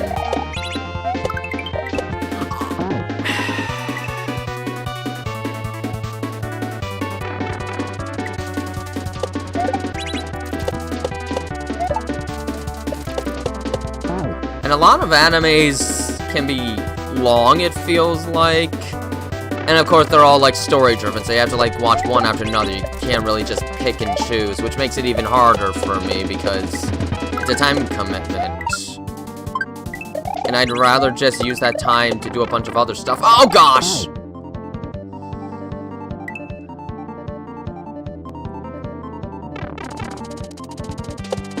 When I was in high school, getting into anime was easier because, well, outside of the stuff I did in school, which was like band theater, at school, I didn't really have any big projects outside of school. It was just video games. I wasn't really even animating yet until the second half of my senior year. And by that point, I wasn't known really at all yet.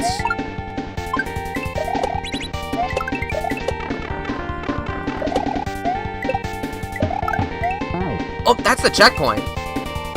Some of them are, but I feel like those are hard to find because the most talked about ones are the story-driven ones, generally. The ones that you have to dedicate to. Like, I'm sorry, I don't have enough time to watch One Piece. I just don't.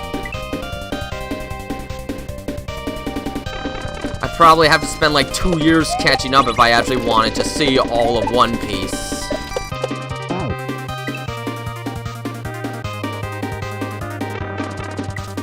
The only anime in recent times that I did commit to was the re-adaptation of Fruits Basket from like 2020, and that's because I absolutely love the original 2001 adaptation.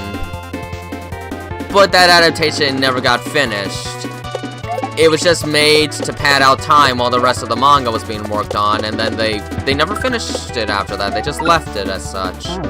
But I got to see the whole story through the 2021, and overall, I think I just kind of enjoy the vibe of the original more, but it was fun just actually seeing the whole story play out. But that's about the only one I really delved into in recent times. Alright, there we go.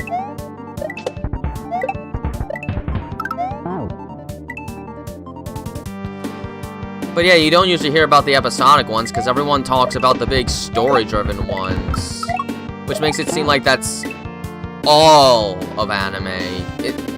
I don't know what the episodic ones are, so like even in the 70s, a lot of anime were story-driven.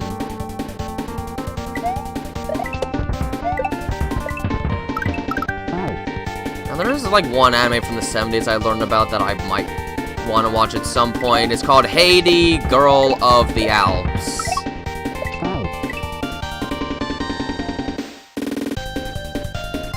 Well, Fruits Basket was slice of life, and that one was about 65 episodes. So even that was still somewhat of a commitment, honestly. But I love Fruits Basket, so I committed, and I committed with my brother, who also watched the original Fruits Basket back in the day. Honestly, we both don't watch too much anime. It's really only been Fruits Basket and Bleach for the two of us overall. And yes, Pokemon technically counts, but Pokemon's kind of easy, because despite all, like, taking place in one continuity until Horizons, you can kind of just watch whatever episode you want. It rarely ever matters, except for the occasional, like, 3-parter episode.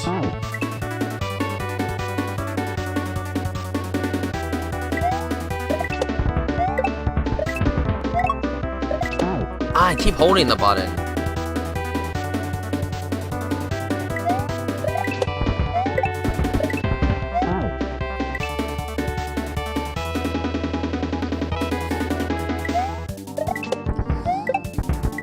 One episode that I really enjoyed watching was a 7-episode OVA for the first East game. And despite being a random old video game OVA from the 80s, it followed the story very accurately, which was impressive for the time, but, well, it was also based on an RPG game, so yeah, that's one I think I kind of do want to see. It looks like the full series is just easily accessible on YouTube. Maybe I'll watch through that one someday. The opening tune to that just charms me so much. It's such an adorable opening, and I love it to pieces. And I was surprised, because one look at that, and despite being from the 70s, it immediately made me think of Studio Ghibli, which I've seen 1 or 2 of their movies, and apparently, some of the, like, head people for Haiti Girl of the Alps would eventually found Studio Ghibli about a decade later, but some of the big Studio Ghibli guys worked on that anime, which, like, wow, like, I was able to tell, like, right away.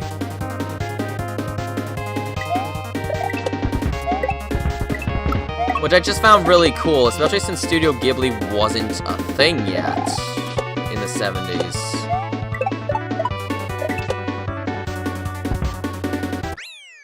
Oh, okay, that second half was easy. This level was kind of... Why is my battery draining so much? It's at 36%! Whoa, wait a minute. Oh. I think my phone might be overheating.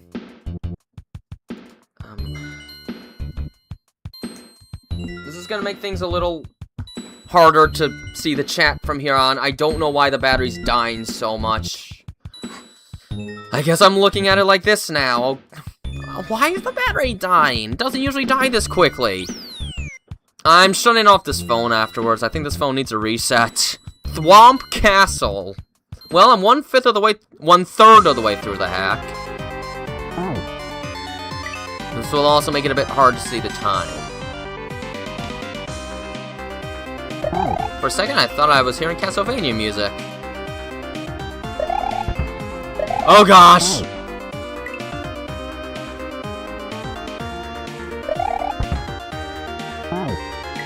I can see this is gonna be hard. Ow. How old is the phone? It's not old. I got this phone like 3 months ago.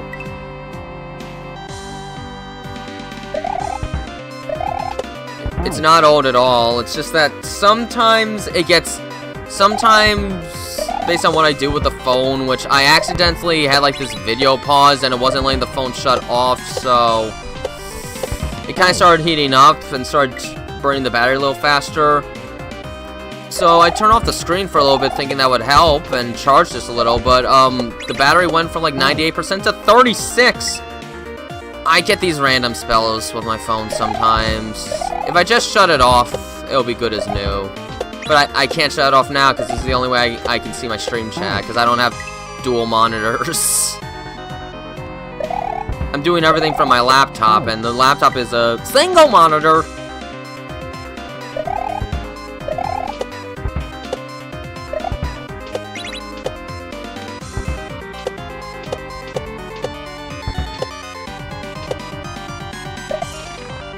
Oh god, there's no motor skills in this level.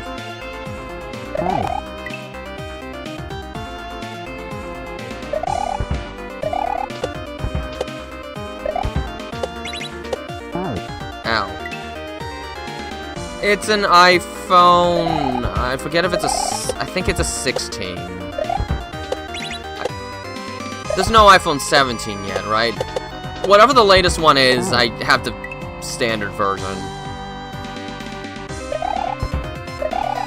But yeah, the battery's been perfect. It's just that this time I accidentally let the phone overheat without realizing it, and I guess that effect is still kind of in place right now. It'll be fine. Another monitor? I don't have room for a second monitor. I really don't. And even then, how do you connect a second monitor to a laptop? But I don't have room for that. I really don't. My space is not big enough for that.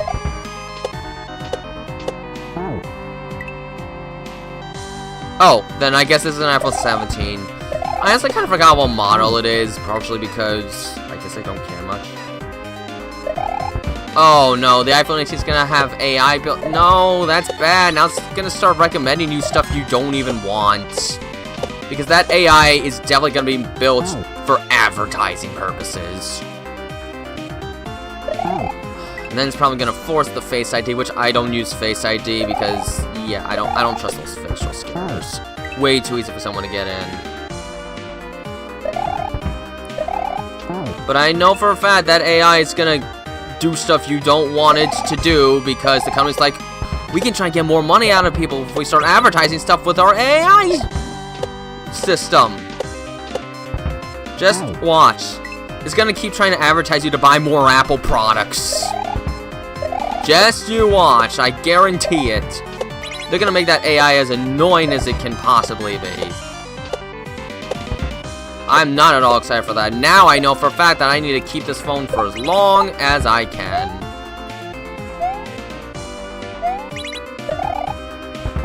There you are.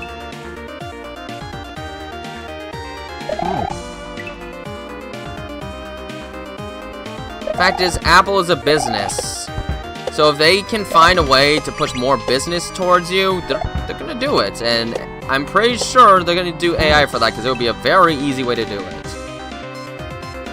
Not really. For a passcode, someone actually has to figure it out. For a Face ID, there's like 1,000 ways to mimic someone's face at this point.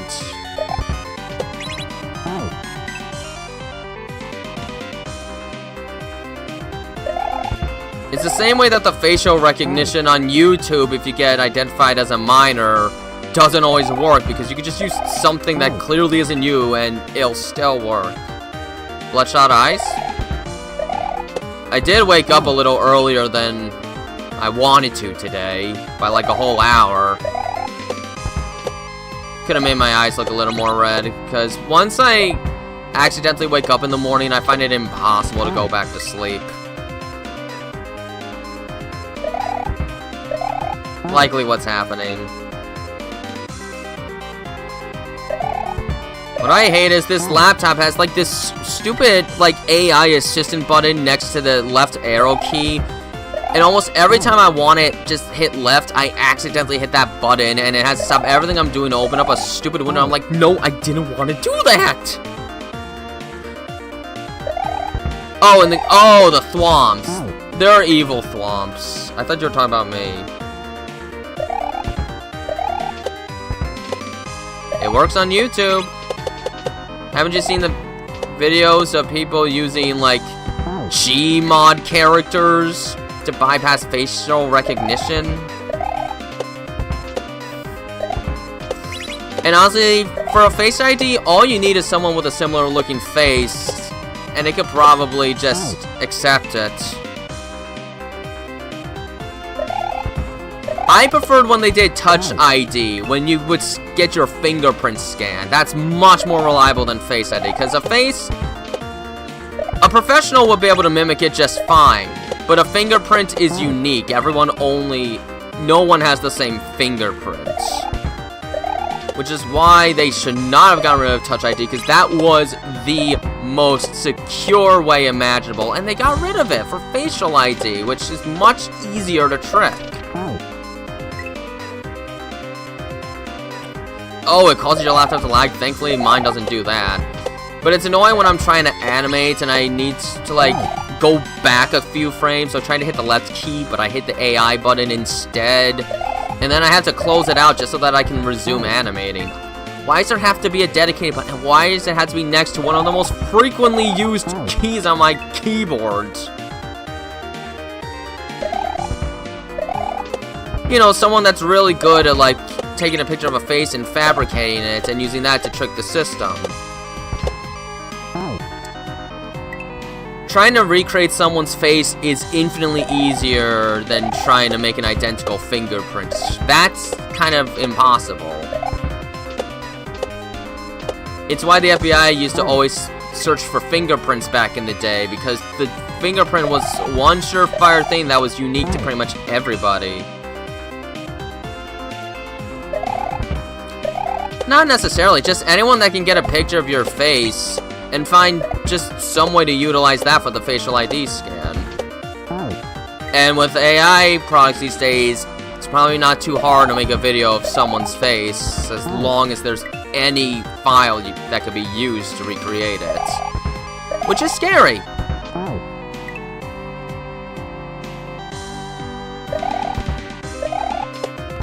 Thing is, facial technology is just not good enough compared to fingerprint scanning. I wish they still had Touch ID so that I could use that instead.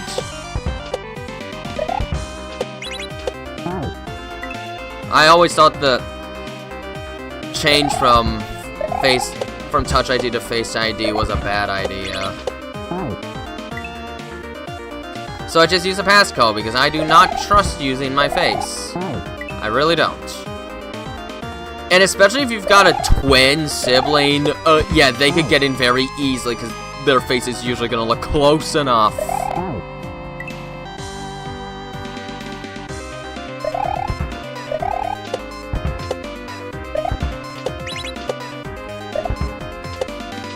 And the thing is, you can always end up finding someone in this world that looks similar enough to you, to the point that the facial recognition might just think they're you.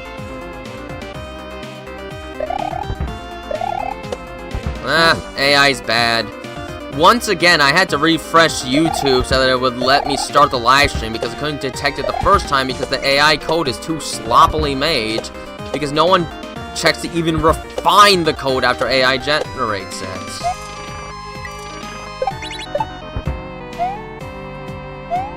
Oops. Yeah. Although I didn't even want to use a passcode for this laptop because literally no one else ever uses it, but Windows 11 tricked me into doing it this time and I couldn't disable it, which annoyed me. Now it's been in a passcode anytime I want to use my laptop, which I'm the only person that uses it. And it's usually just in this room, except when I'm on vacation, but even then it's usually only like close family or in a hotel room where no one else really goes in. I missed. Well, Frick, you just say that because, well, you seem to like everything I don't. And no, Face ID is not more secure than fingerprints. Maybe passcodes, but again, all you need is someone that looks close enough to you, and you can bypass it.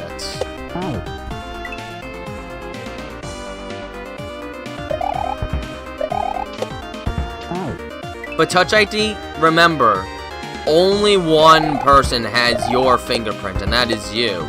No one else has it, so that means no one else can get in through Touch ID.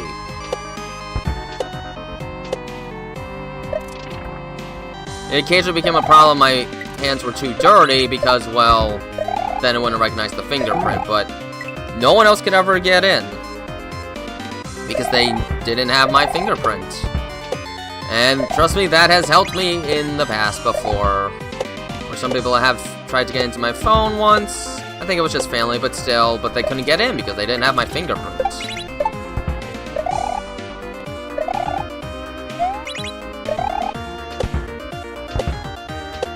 Oh gosh. Whew! That's a checkpoint. Okay, that's a checkpoint. I made it to a checkpoint. Good. Oh, another checkpoint? Nope. Okay, no checkpoint. Okay!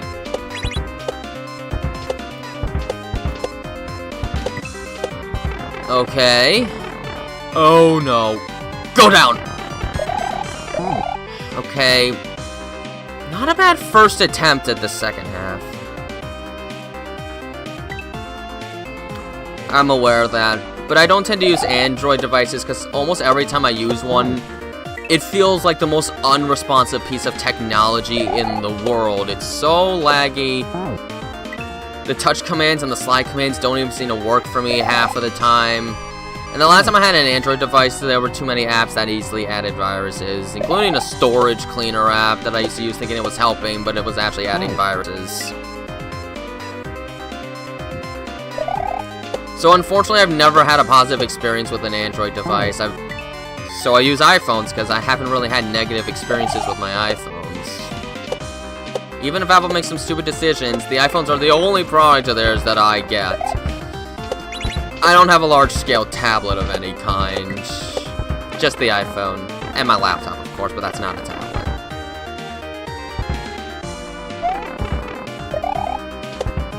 You get back here! Okay! Well, we saw a little more. That's something. Seeing a little more is a good thing.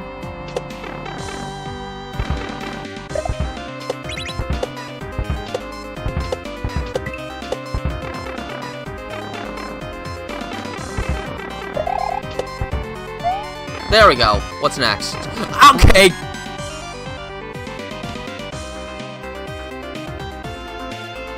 Yeah.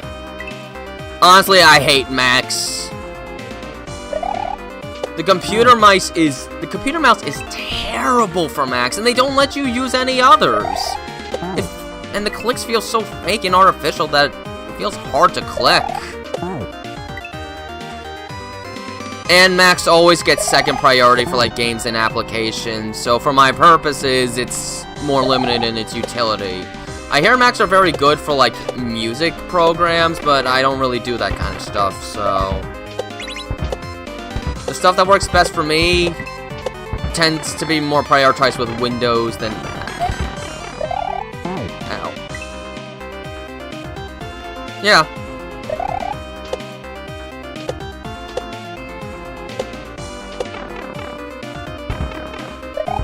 That's why it's always so important for killers in the movies to wear gloves so that they don't leave fingerprints anywhere that lets the police or the FBI figure out who they are. Okay, so let's just run. That's a lot of thwomps.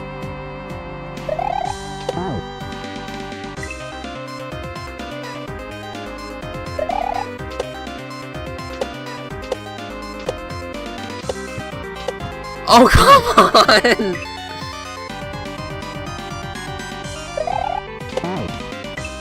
I really like this music.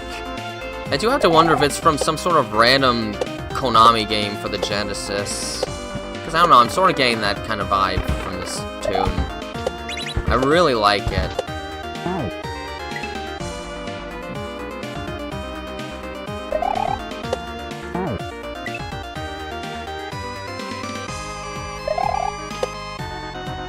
But yeah, I was sort of surprised when getting this iPhone. I was expecting to shell out at least $1,000. I actually got this phone for slightly less than that. So, for my expectations, I got this phone semi-cheap, I think. It was cheaper than I thought it would be, so that made me happy. I really was expecting to have to shell $1,000 for this phone.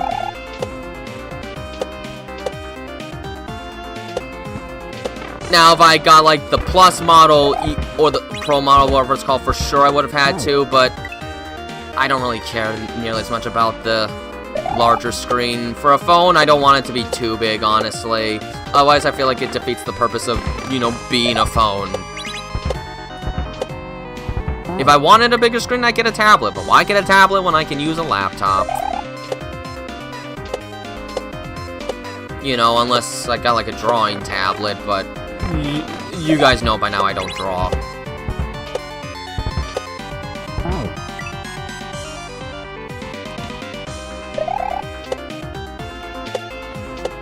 It's not from Castlevania Bloodlines, which I initially thought it was going to be, but it does sound like some sort of a 16-bit Konami game. It really does. Why can't I remember how to get past that part? I'm almost certain it's from Konami, though. Whatever piece of music this is, I'm very sure it's from Konami. I can't remember how I got through that part anymore. It's kind of bugging me.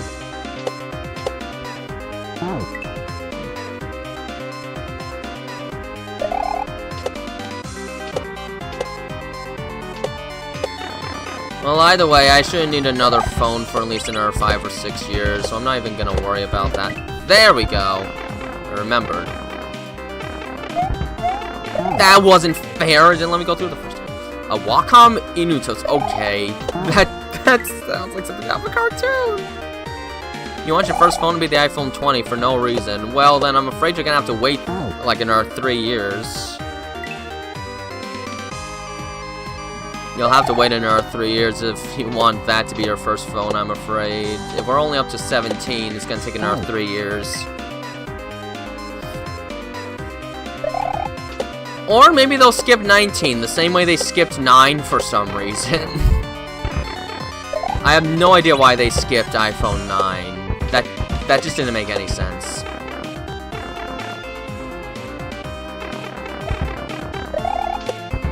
Darn it! Oh, that's good. Till 2029. That's long enough.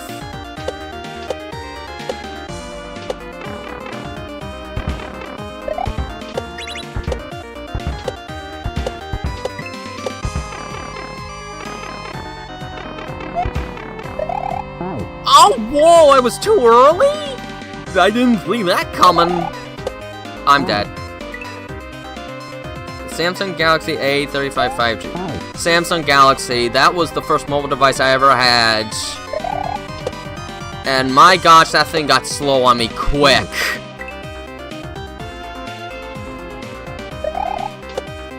And the stylus was hit or miss for me. Many times I felt like I just had to eventually use my finger, especially when like the soft part just started like scraping off.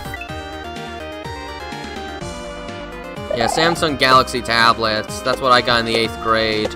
About a year later, I got a phone because I entered high school, and my mom figured by high school it was okay for me to have a phone. But it was only an iPhone 4, which was already a pretty old model by that point. That was more so that we wouldn't get too addicted to the phones, though. It was a 4S.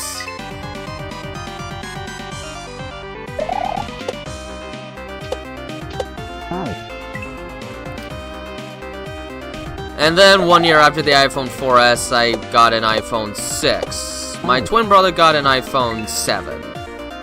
I didn't mind having a slightly older model. It didn't bother me in the slightest. And then I got an iPhone 12 sometime after the pandemic started, I think. Oh my gosh, I'm just not making it to that platform.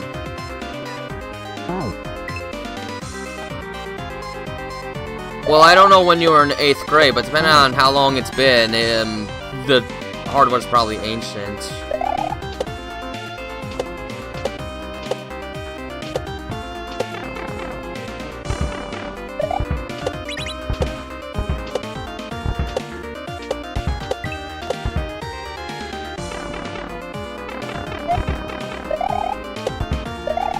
Okay.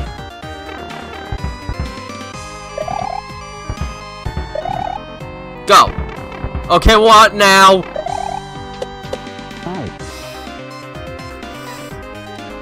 The iPhone 4S came out a day after Steve Jobs died. Well...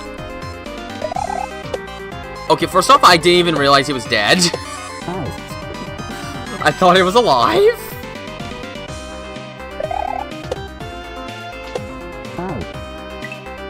Oh, Wolfric, by the time an iPhone 67 comes out, and I know why you're doing that, by the time that phone comes out, we're all probably going to be complaining about how much better phones used to be in the old days. But I know what you're doing, and I'm not into that stuff, into that business, so I'm just not going to play along with it. I've never been a big meme guy, even when I was in high school, so you can't entice me into stuff like that. There we go. Okay, I know what's coming now, so... How did I miss? Oh, wow. Well, I guess he should be happy to know that the iPhone line was going, and looks like wasn't going anywhere. It isn't going anywhere.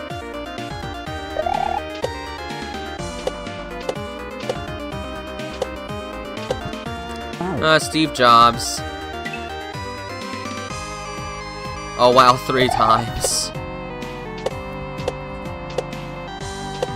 Steve Jobs, he made the computer that was the primary computer for RPGs in the 70s and early 80s, the Apple II.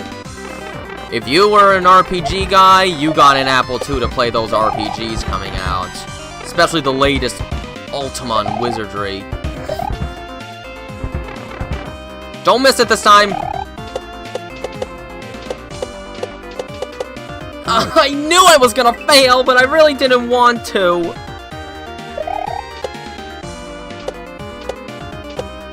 That was probably the end, too. Oh, come on!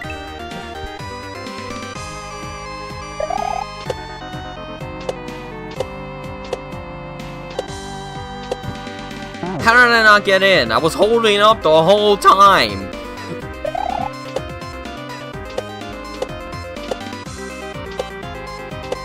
Unfortunately, no! This keyboard has this stupid tiny up and down arrow keys where they're like half the size. Probably to make room for the stupid AI button. I don't know. I don't know why the up and down arrow keys are smaller.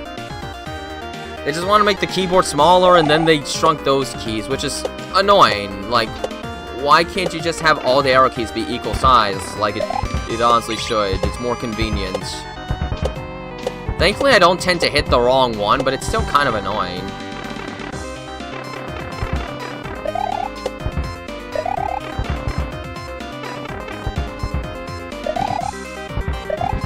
There we go. Okay, here we go.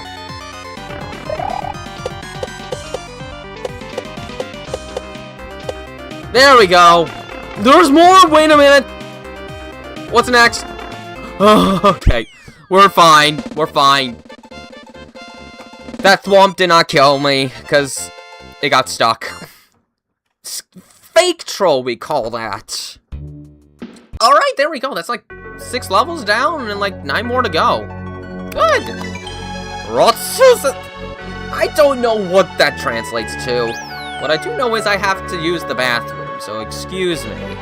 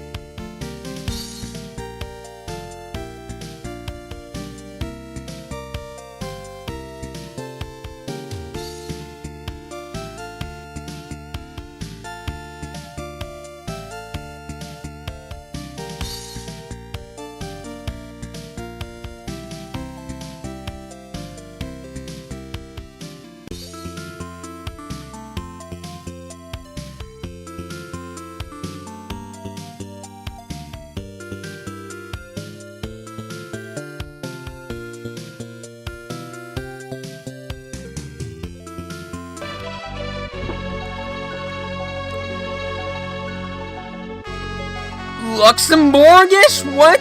What kind of a language is that? Oh yeah, my phone is kind of hot. Luxembourgish? What country has a language called Luxembourgish? That sounds like something made for a cartoon! And it translates to Red Desert. I guess that makes sense. Luxembourgish?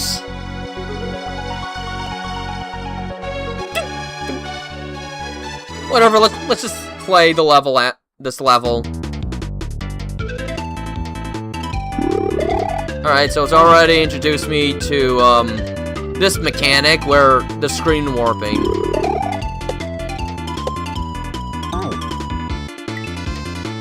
I don't think this is from Kirby's Dream Land 3, but the music definitely kind of sounds like Kirby's Dream Land 3.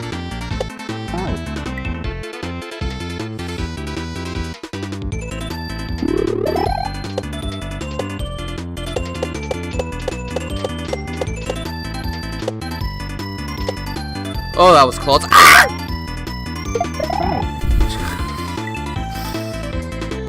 Luxembourg? There's a country called Luxembourg. Okay, then. That doesn't even sound like a real country to me.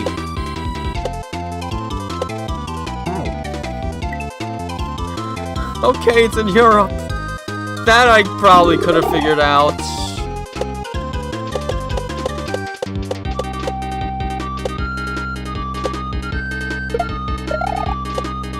Oh gosh. You're gonna come back, right?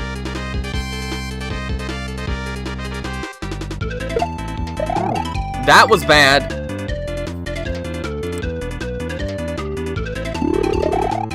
Thing is, I know I'm gonna need that key.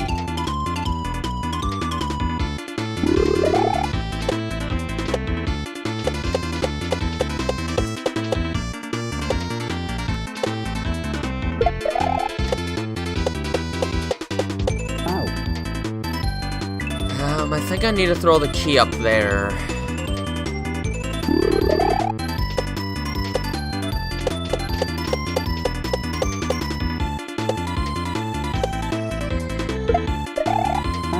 Whoops. Sardinia.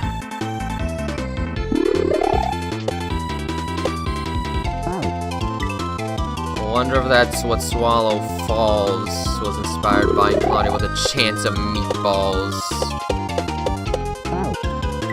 I say that half seriously.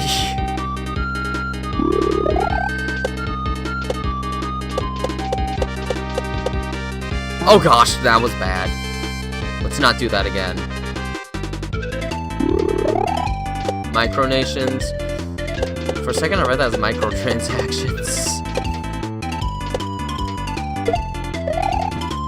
Oh, nope. Oh, not again. Butter biscuits!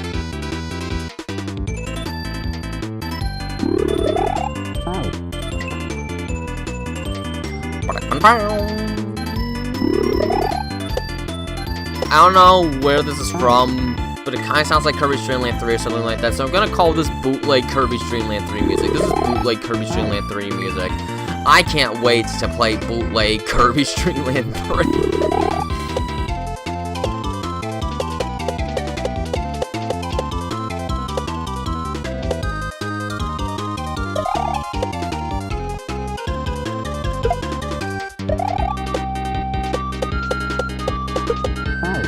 And then, yeah, okay, then I have to go down there.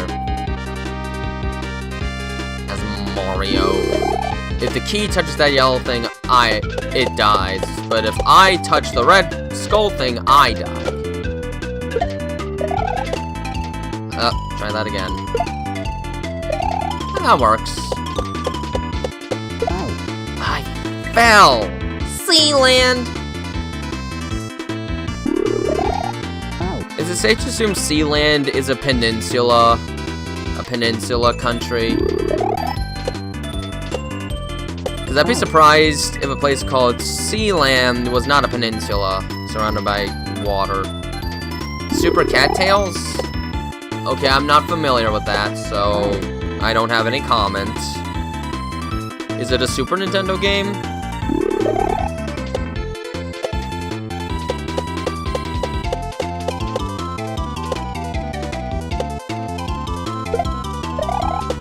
Dang it.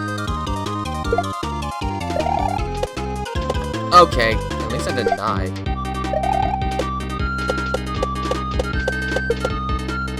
Good.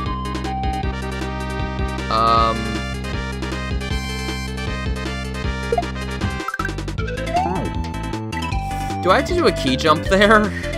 Oh no, do I have to do a key jump there?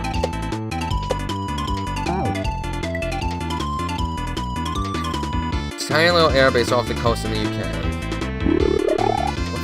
What's the point? I guess the Vatican is a micronation then.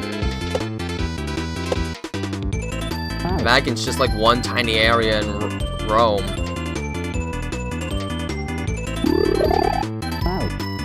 A game I might want to play? What game?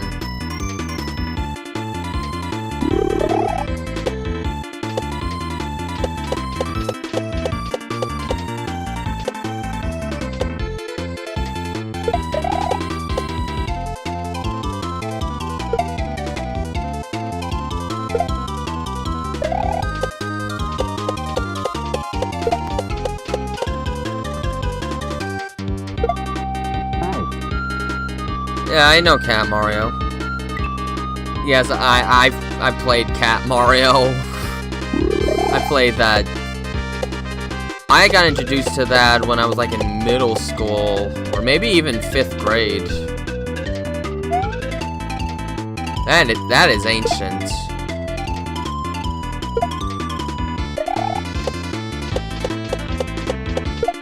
So I'm sort of familiar with its trollish nature as it is. There is, okay, but that looks like the end. Sorry, but yeah, I'm familiar with that. I'm familiar with the Flash game Unfair Mario as well.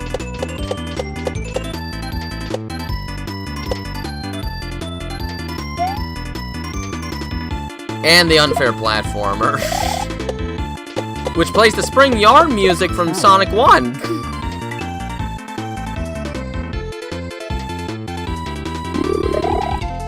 I've even tried Cat Mario recently through Flashpoint.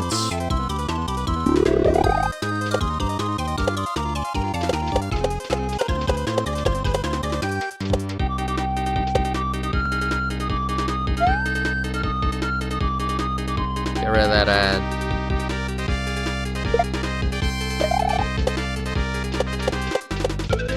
Oh, that was bad.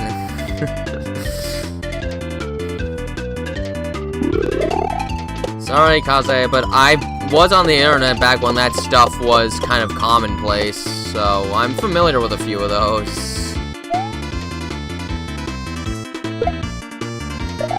I'm even aware of a game that may have inspired I Want to Be the Guy called The Strange Adventures of Owada's Life.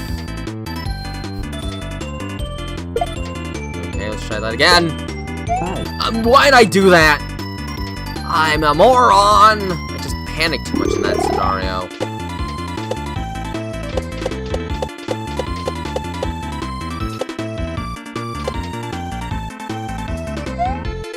Thankfully, I can just do this. This is a lot easier than trying to rush in the first go. There we go. Ah!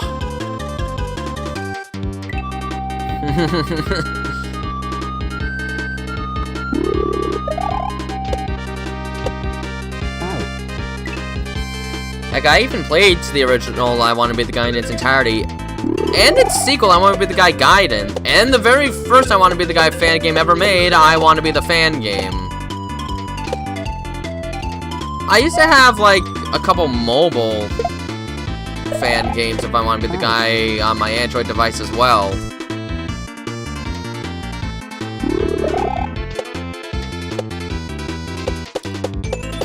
Yeah, I'm semi-familiar with the troll game scene. I even know of a game that's basically I Want to Be the Guy, but it was made back in like 1984 for the Commodore 64. It was a Hercules game!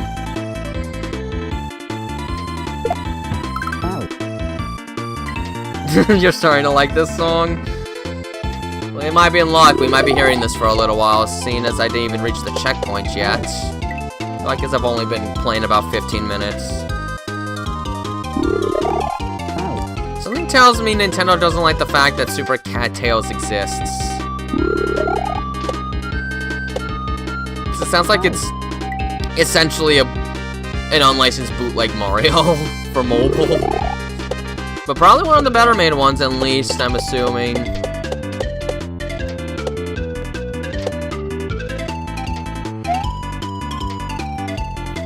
Similar to SCT called Dadish.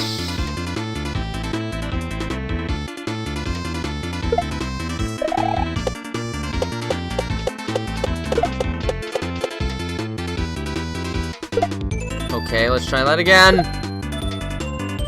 No!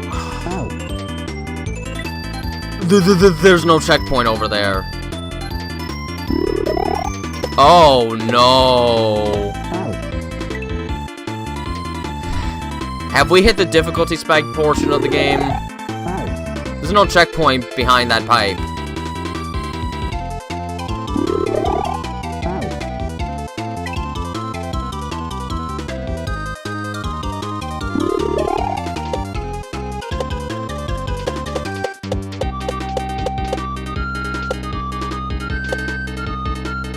Whoops, I forgot about that.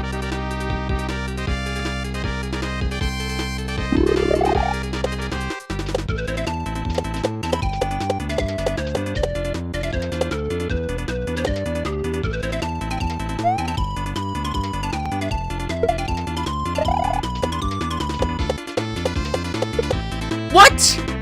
I pushed up! Okay, this might still... No, actually that's not possible. If I touch that, Mario dies. Beep. See? He died.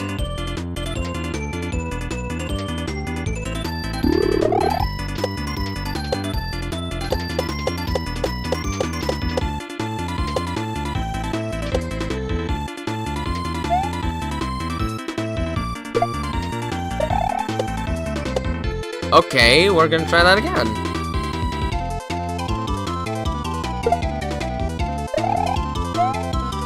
Maybe... No, I don't think this came with a README file. I don't know. Sometimes these hacks come with README files that tell you where all of the music is from. But I don't think this one did, actually. That's gonna be hard. Not only do I have to land on the key, but I also have to pick it up and jump at the same time. What we call in Kaizo Mario a frame-perfect jump.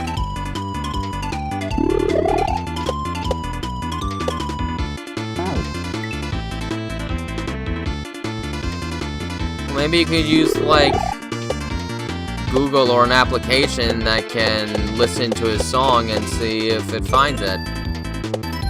I know I can't because, well, I'm playing the game.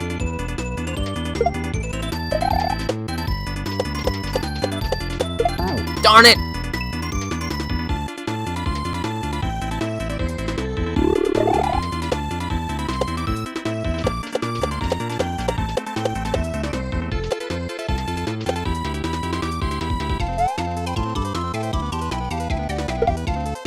Get in! Dang! If Shazam would recognize this. Does Shazam only recognize regular songs, not video game music?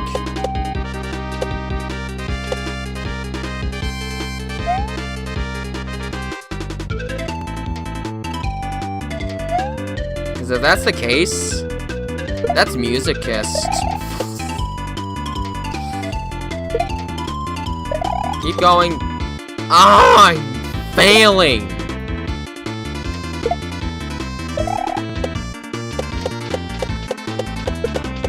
That was close.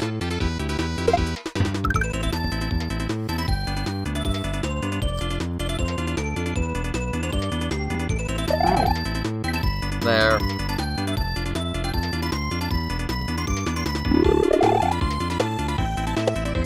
When did Super Cat Tails come out? Because this hack is from 2021. Is Super Cat Tails didn't come out any later than if it came out later than 2021, then it's definitely not from that game. Because this is from 2021, this hack. What year did Super Cattails come out? That might help settle that question once and for all.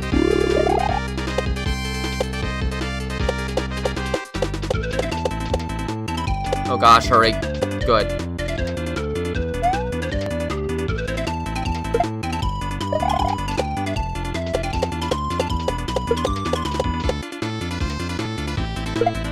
Again?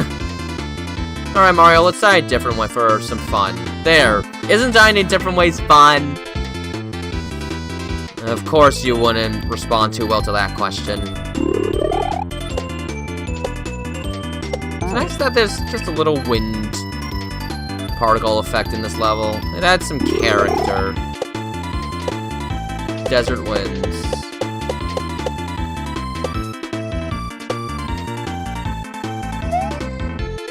Well, then I guess it still could be.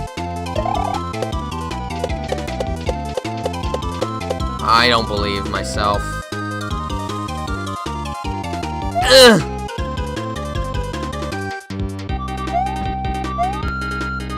I don't think I can jump high enough. Well, now I'm definitely not finding out.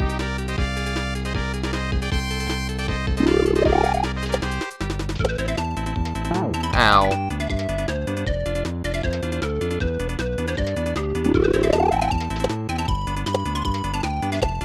Ow!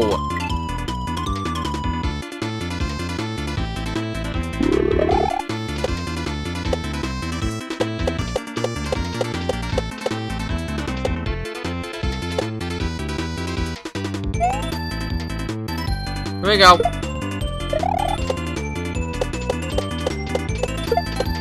It's fine, I just have to remember, this we're not in beginner level hacks anymore. We're in lower intermediate, so it's only fair to assume that these will start getting harder.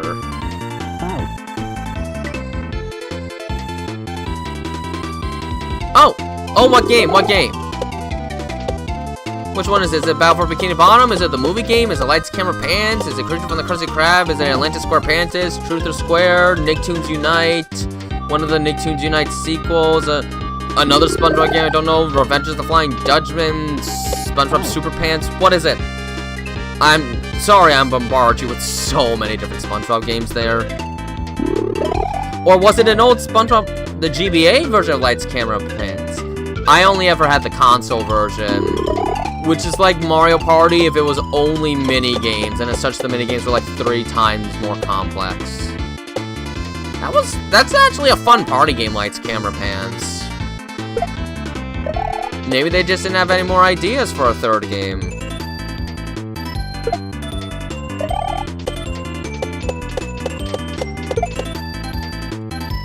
Sometimes they stop after a 2nd one because they're just done. Unbelievable, I didn't want to fall yet.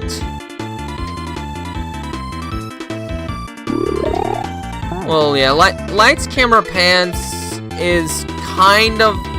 The Game Boy Advance version, I think, is more of a standard platformer game, but the console version, like GameCube and PS2, that was basically a mini-game compilation. It's sort of like Mario Party if it was only mini-games, and you compete in these mini-games to see who gets to play these various roles for the Mermaid Man and Barnacle Boy movie.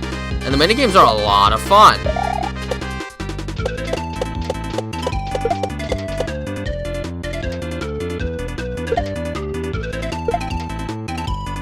I wasn't ready to pick that up yet. Klonoa 3. I don't know why, but I've seen quite a few, like, fan art and renders with, like, Tails and Klonoa being friends. I haven't played Klonoa, but I'm assuming Klonoa has some sort of a physical ability similar to Tails.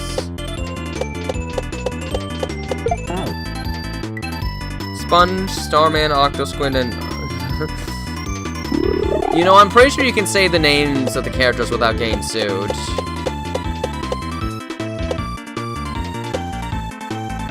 I mean, SpongeBob is not made by Nintendo, so...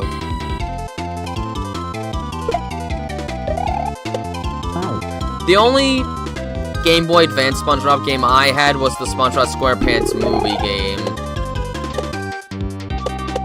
And I used to play that game on easy mode, because my gosh, I needed that infinite health as a kid. Even then, I found getting through that game difficult as a kid. It's not very difficult anymore, it's actually kind of fun still. And then the console version is, of course, a great SpongeBob game overall.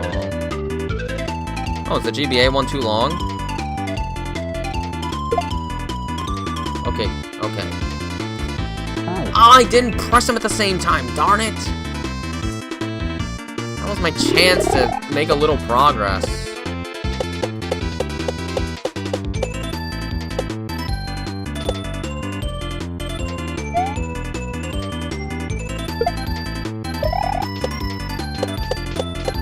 Oh, I was going fast enough. I could have stayed on. Darn it, it hit the ceiling. Creature from the Krusty Krab and Atlantis SquarePants on the Wii. I had Creature for the Krusty Krab on the GameCube, I believe, and I had Atlantis SquarePants on the PS2, but we eventually sold it because, quite frankly, that game wasn't nearly as good as the SpongeBob games that came before it. Not nearly as good. Even Creature from the Krusty Krab, while pretty darn creative, was a bit of a step down from Battle for Bikini Bottom in the movie game. Not a bad game, just not quite as good as those two titans of a game. In Creature from the Krusty Krab, the creature was essentially a giant Krabby Patty, I think.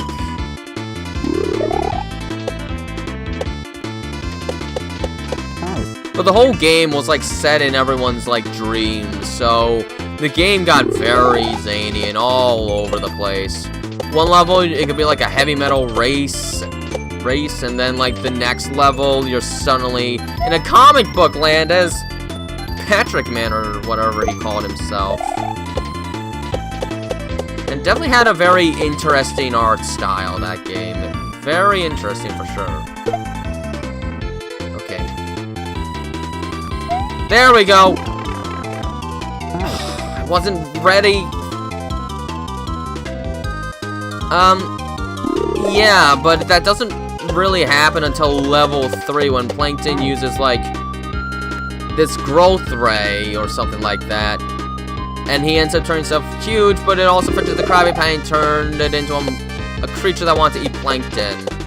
Before that, I'm not sure if the name has any real meaning, but the whole game is basically a series of dreams, so...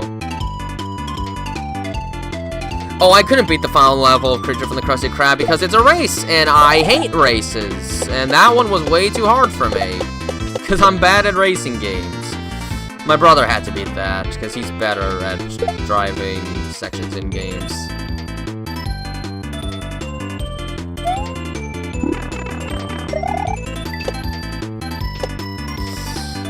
Yes! Checkpoint! What's next? Death. Confusion is what happened. Do I need to do regrabs here? I don't know. I feel like I'll have to do a regrab somewhere. Oh, there's another key. Great. What am I doing with the key?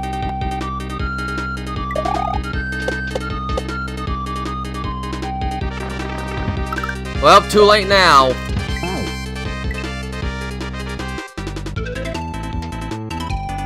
Okay, just have to learn this half of the stage. I've got 26 minutes to try and beat the stage. Plenty of time to learn. I gotta throw that up right away. Okay, what's over here? I'm doing an arcade jump.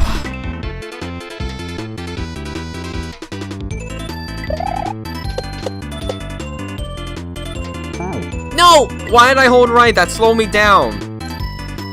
When you go down a ramp, if you don't touch anything, you'll go pretty fast, but if you start pushing right, you'll go back to normal speeds, which is really bad. What do you mean I jumped too high? Lies! I jumped perfectly. Why did I jump there? That was bad. That was really bad. That was as bad can be. It was terrible, horrible, no good, very bad jump.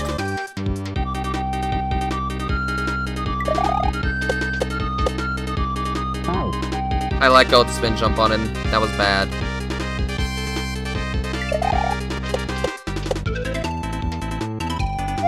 No, I did it again! Oh my gosh, I'm so bad at this!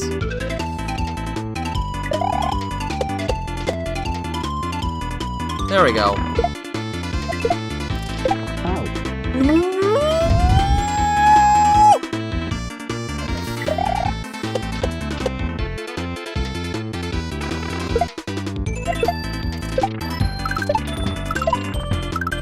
No! Oh, I overshot!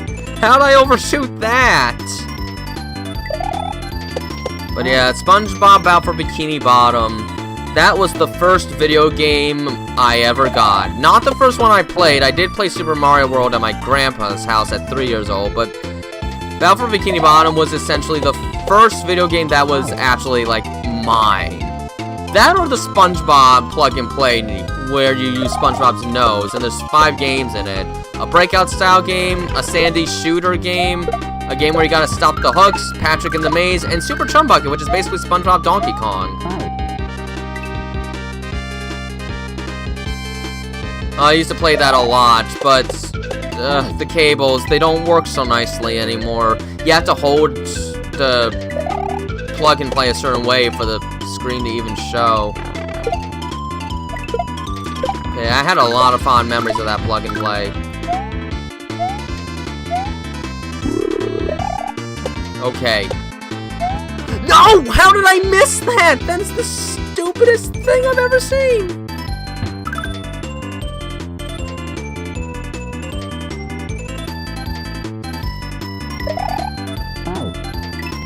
Alrighty.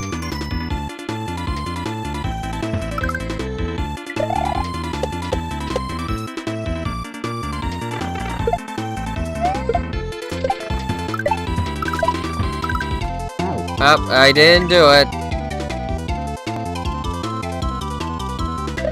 Oh, darn it. I'm starting to get a little hungry. This is probably going to make it harder to beat this level.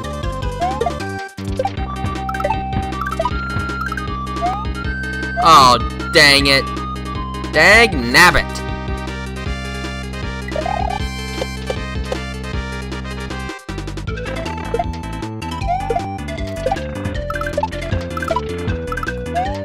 There we go. Oh my gosh. Okay, what next? I hope that's what I was supposed to do. Either way, I died, so now I'll never know. 22 minutes to go. Yeah.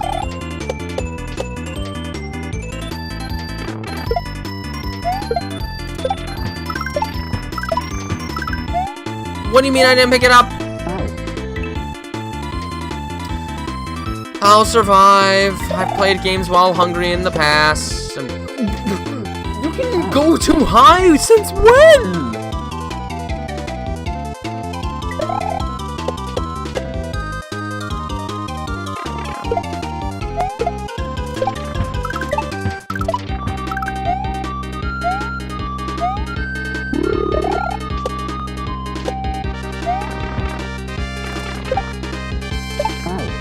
Okay, maybe I don't need to hold the jump button there. Just do a small hop instead.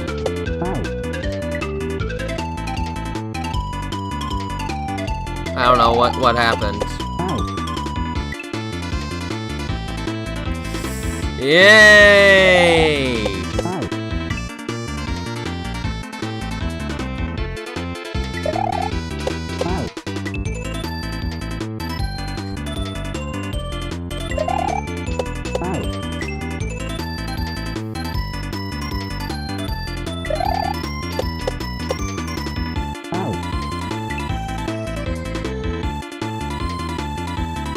Last time on Super Mario Z, Mario found this key and couldn't figure out what to do with it. Will he make it over to see what it does beyond? Find out now. And then, yeah, okay. The next episode will be getting Mario to the next locked door. and then it'll be over, and the next episode we'll see what's beyond that one. An anime episode's usually around 22 to 24 minutes. Usually more like 22 to make more room for commercial breaks, I believe.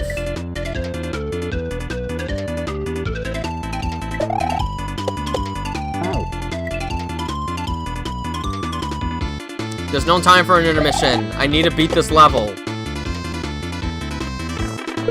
At least I'd like to, because, well, if I can't beat this, I'm doing the first half over again, because I don't think I can save in the middle of a level. Not again!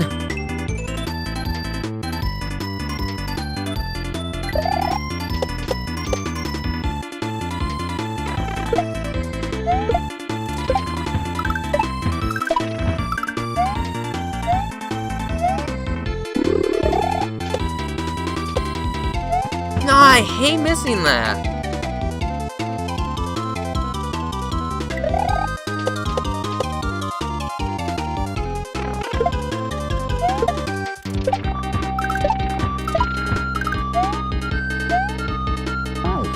Oh, what do you mean I didn't jump?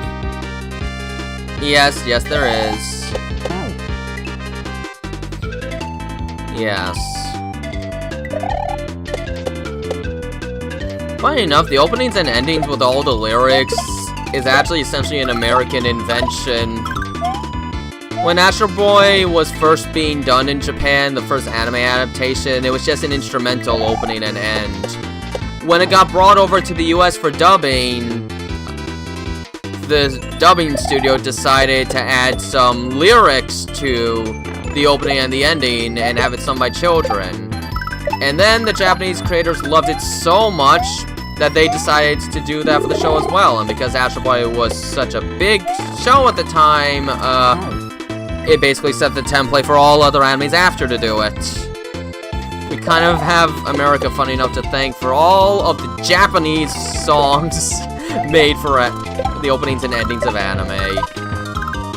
Without that, I don't know how long it would have taken for every anime to do it, if at all.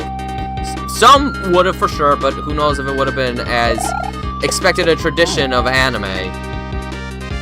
That's really interesting to think about.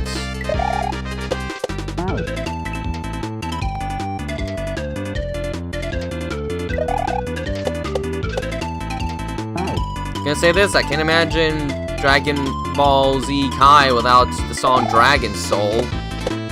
The song's like synonymous with Dragon Ball as a whole, not just Dragon Ball Z. Like the entirety of the IP, in my opinion. So it's because of burgers we have animes. Not necessarily.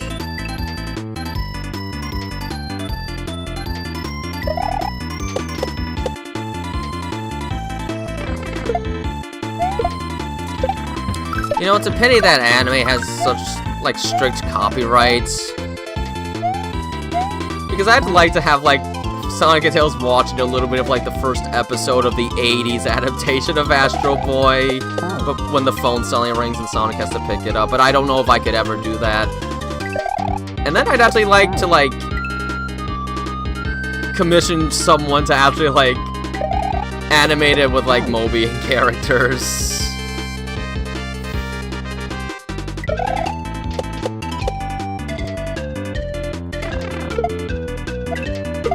Oops.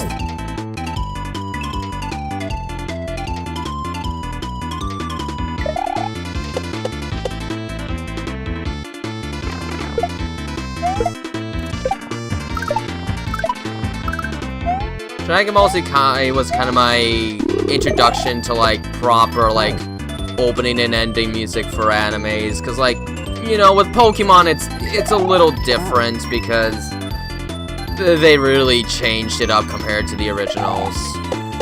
Which is fine, because in their own Pokemon, pretty much no opening beats the opening for the Indigo League in English. Nothing.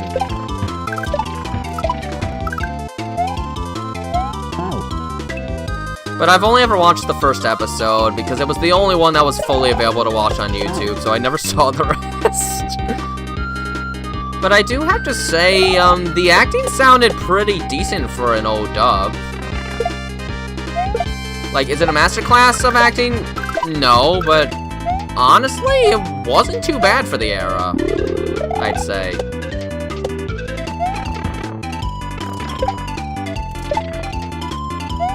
Okay, there we go. I knew there was gonna be something. Ah!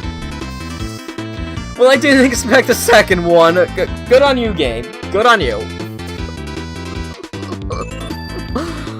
I'm sure I hurt someone's ears there. I'm sure I hurt someone's ears there, and I'm sorry, but I really was not expecting a second one. That was unexpected. The first one was expected. The second was a real surprise.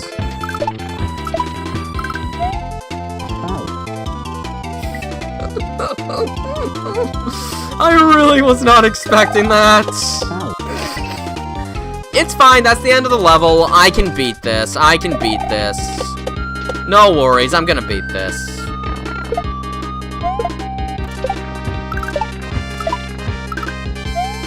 Darn it. I am rusty at frame perfects. I used to be able to do them decently consistently, but now it's very hit or miss. I'd say it's more like a 40-60 chance of me getting it right, with the 40% being the success rate. I'll get it, I believe in myself.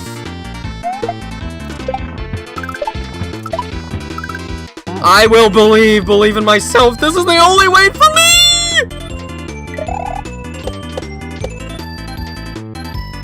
What? Angry Birds? What about Angry Birds? Are you saying the music is from Angry Birds? Because I didn't think Angry Birds really had music. Perfect. Not perfect! Okay, it's fine. I've got 12 minutes. That's plenty of time.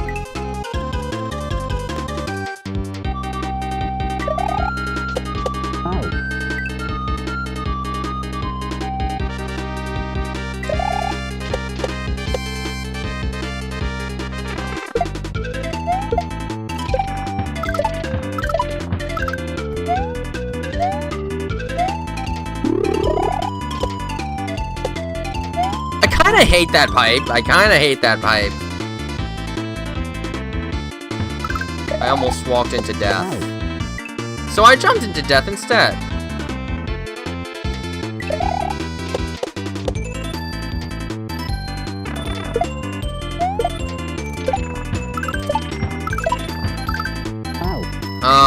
Why am I so inconsistent with frame perfects now? I used to be pretty consistent with those.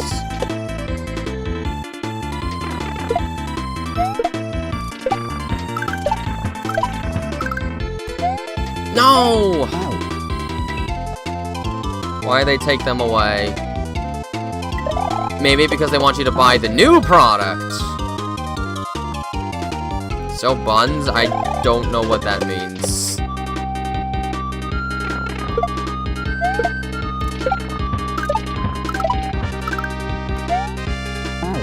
Can't I press them both at the same time, please?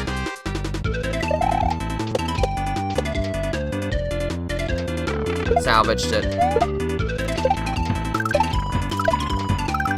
No, I was so focused on how itchy my nose was getting, I forgot to let go of the run button so I wouldn't grab the key too early.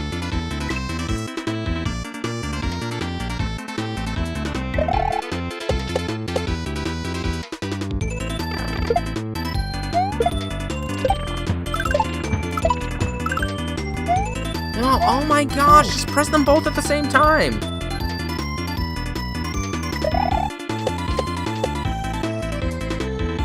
Whoops.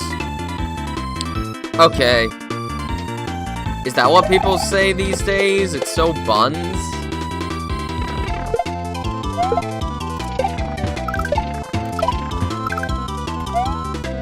My gosh, I keep hitting the jump button before the run button. I need to hit them both at the same time. And I used to be able to do it so many times in the past. There we go. Get in the middle, thank you. Okay, here we go. So here's the first one. And then a second one is coming. Done! See? I beat the level. Card mechanic. Angry Birds has a card mechanic? Okay, I beat the level! Yay! Well, that's practically halfway through. Technically, to get halfway through the game, I need to get halfway through this level, but there's no way to save that, so I can basically say, oh, yeah, I've seen that, Angry Video Game Nerd. Tight grip. Level 8! I actually made it this far. Might as well take a look at it. I've got a little bit of time.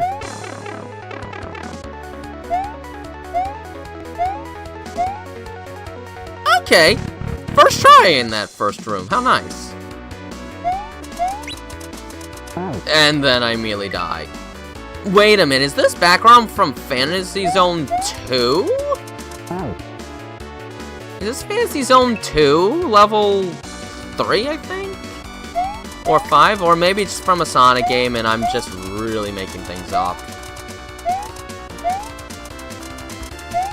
Holy smokes, I wasn't expecting to have to do that.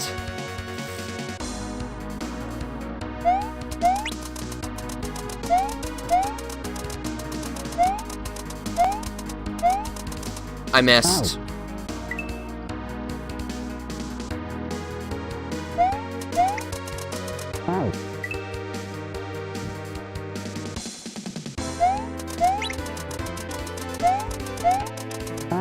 Ow. Well, I did tell you guys I'd beat that previous level, and I did.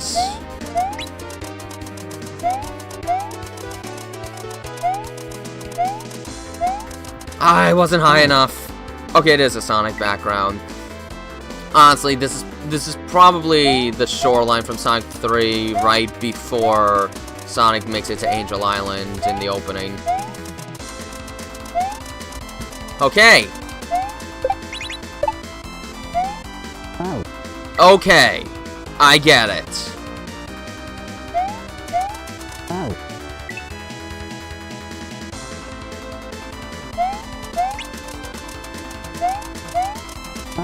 Ah! 7 more minutes to go. How far can I get in that time frame?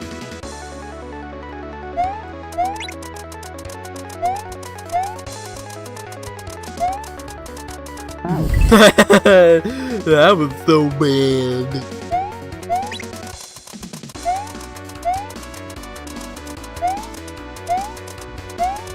Oh my gosh, just get up there. Maybe I'm jumping off that one rope a little too early. Like the one after this. Get it closer. Okay, no, that's a terrible idea. Don't ever do that again.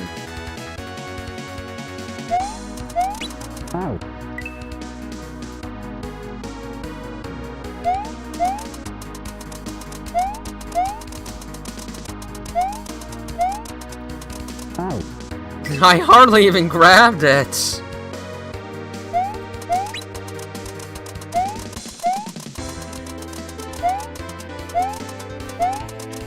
Why can't I grab that? It's so hard. How did I do it the first time?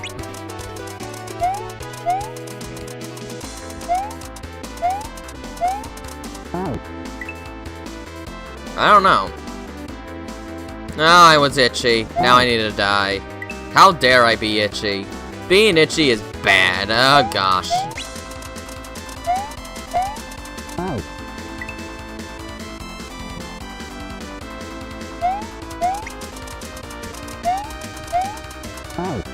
Ouch.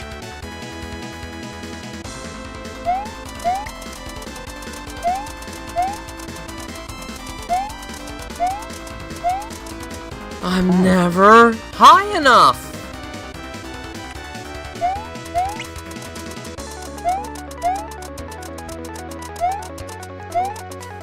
Too bad Kaizo Mario doesn't like Mario to fly high unless flying high is the most impossible thing in the world. Whenever it's super difficult, then you're allowed to fly high. Otherwise, you're not.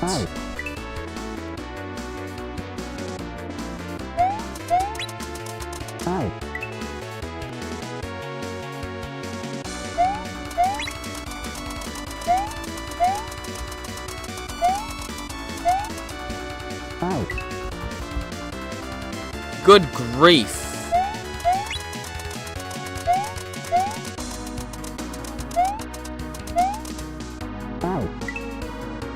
It really does just seem like I have to go as quick as I can.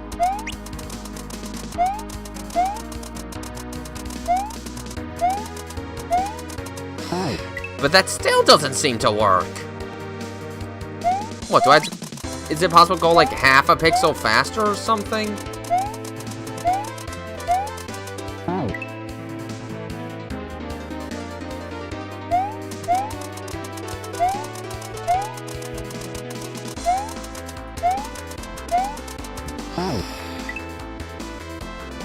This is ridiculous.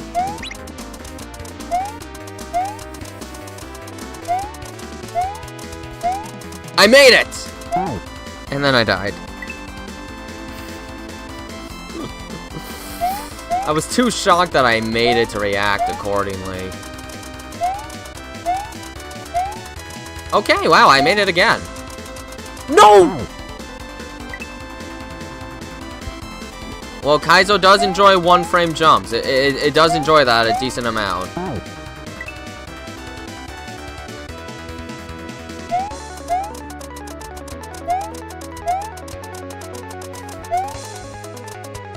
Of course.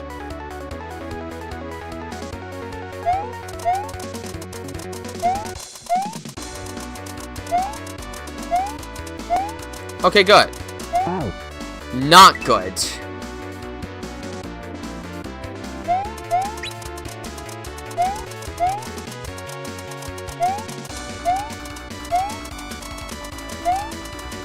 Not good. I gotta go higher.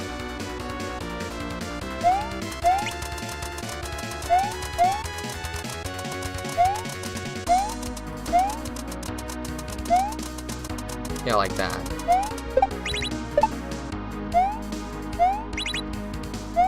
Okay, now what? Oh gosh. Oh gosh. In the pipe. Wow. I just about made it to the halfway point. If I can make it to that checkpoint, that is technically officially halfway through. Because 7.5 is half of 15.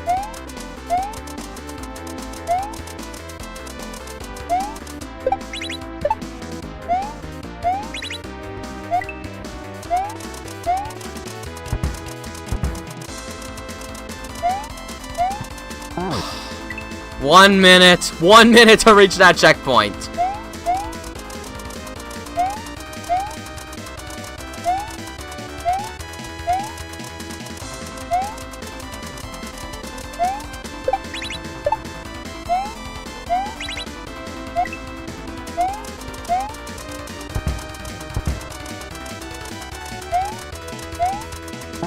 Okay, I still have another chance. It's not 6 yet.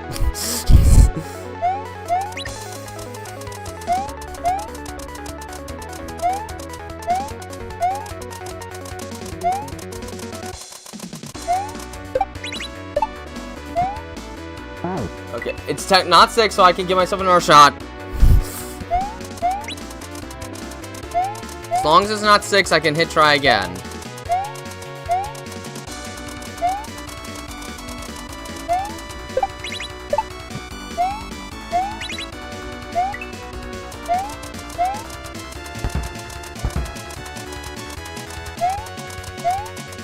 Okay, it is officially too late. That's enough. I kind of made it halfway through, so that's good. Hang on. Before I end things off, I want to see if...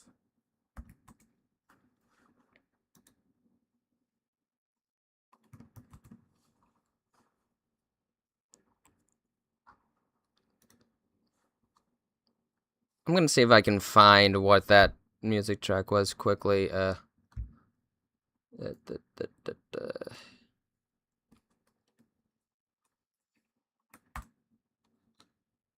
let's see.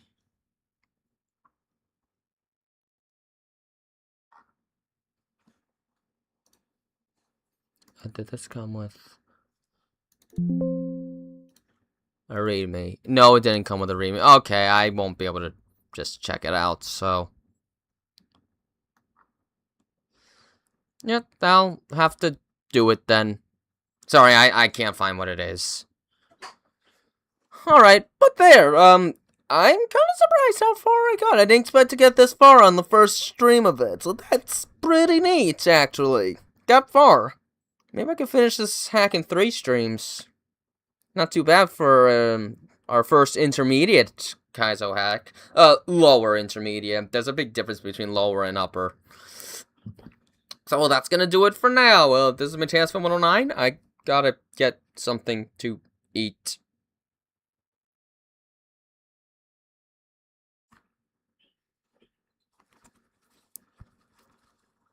Have a nice day! Turn it off, turn it off, turn it off. Okay, okay.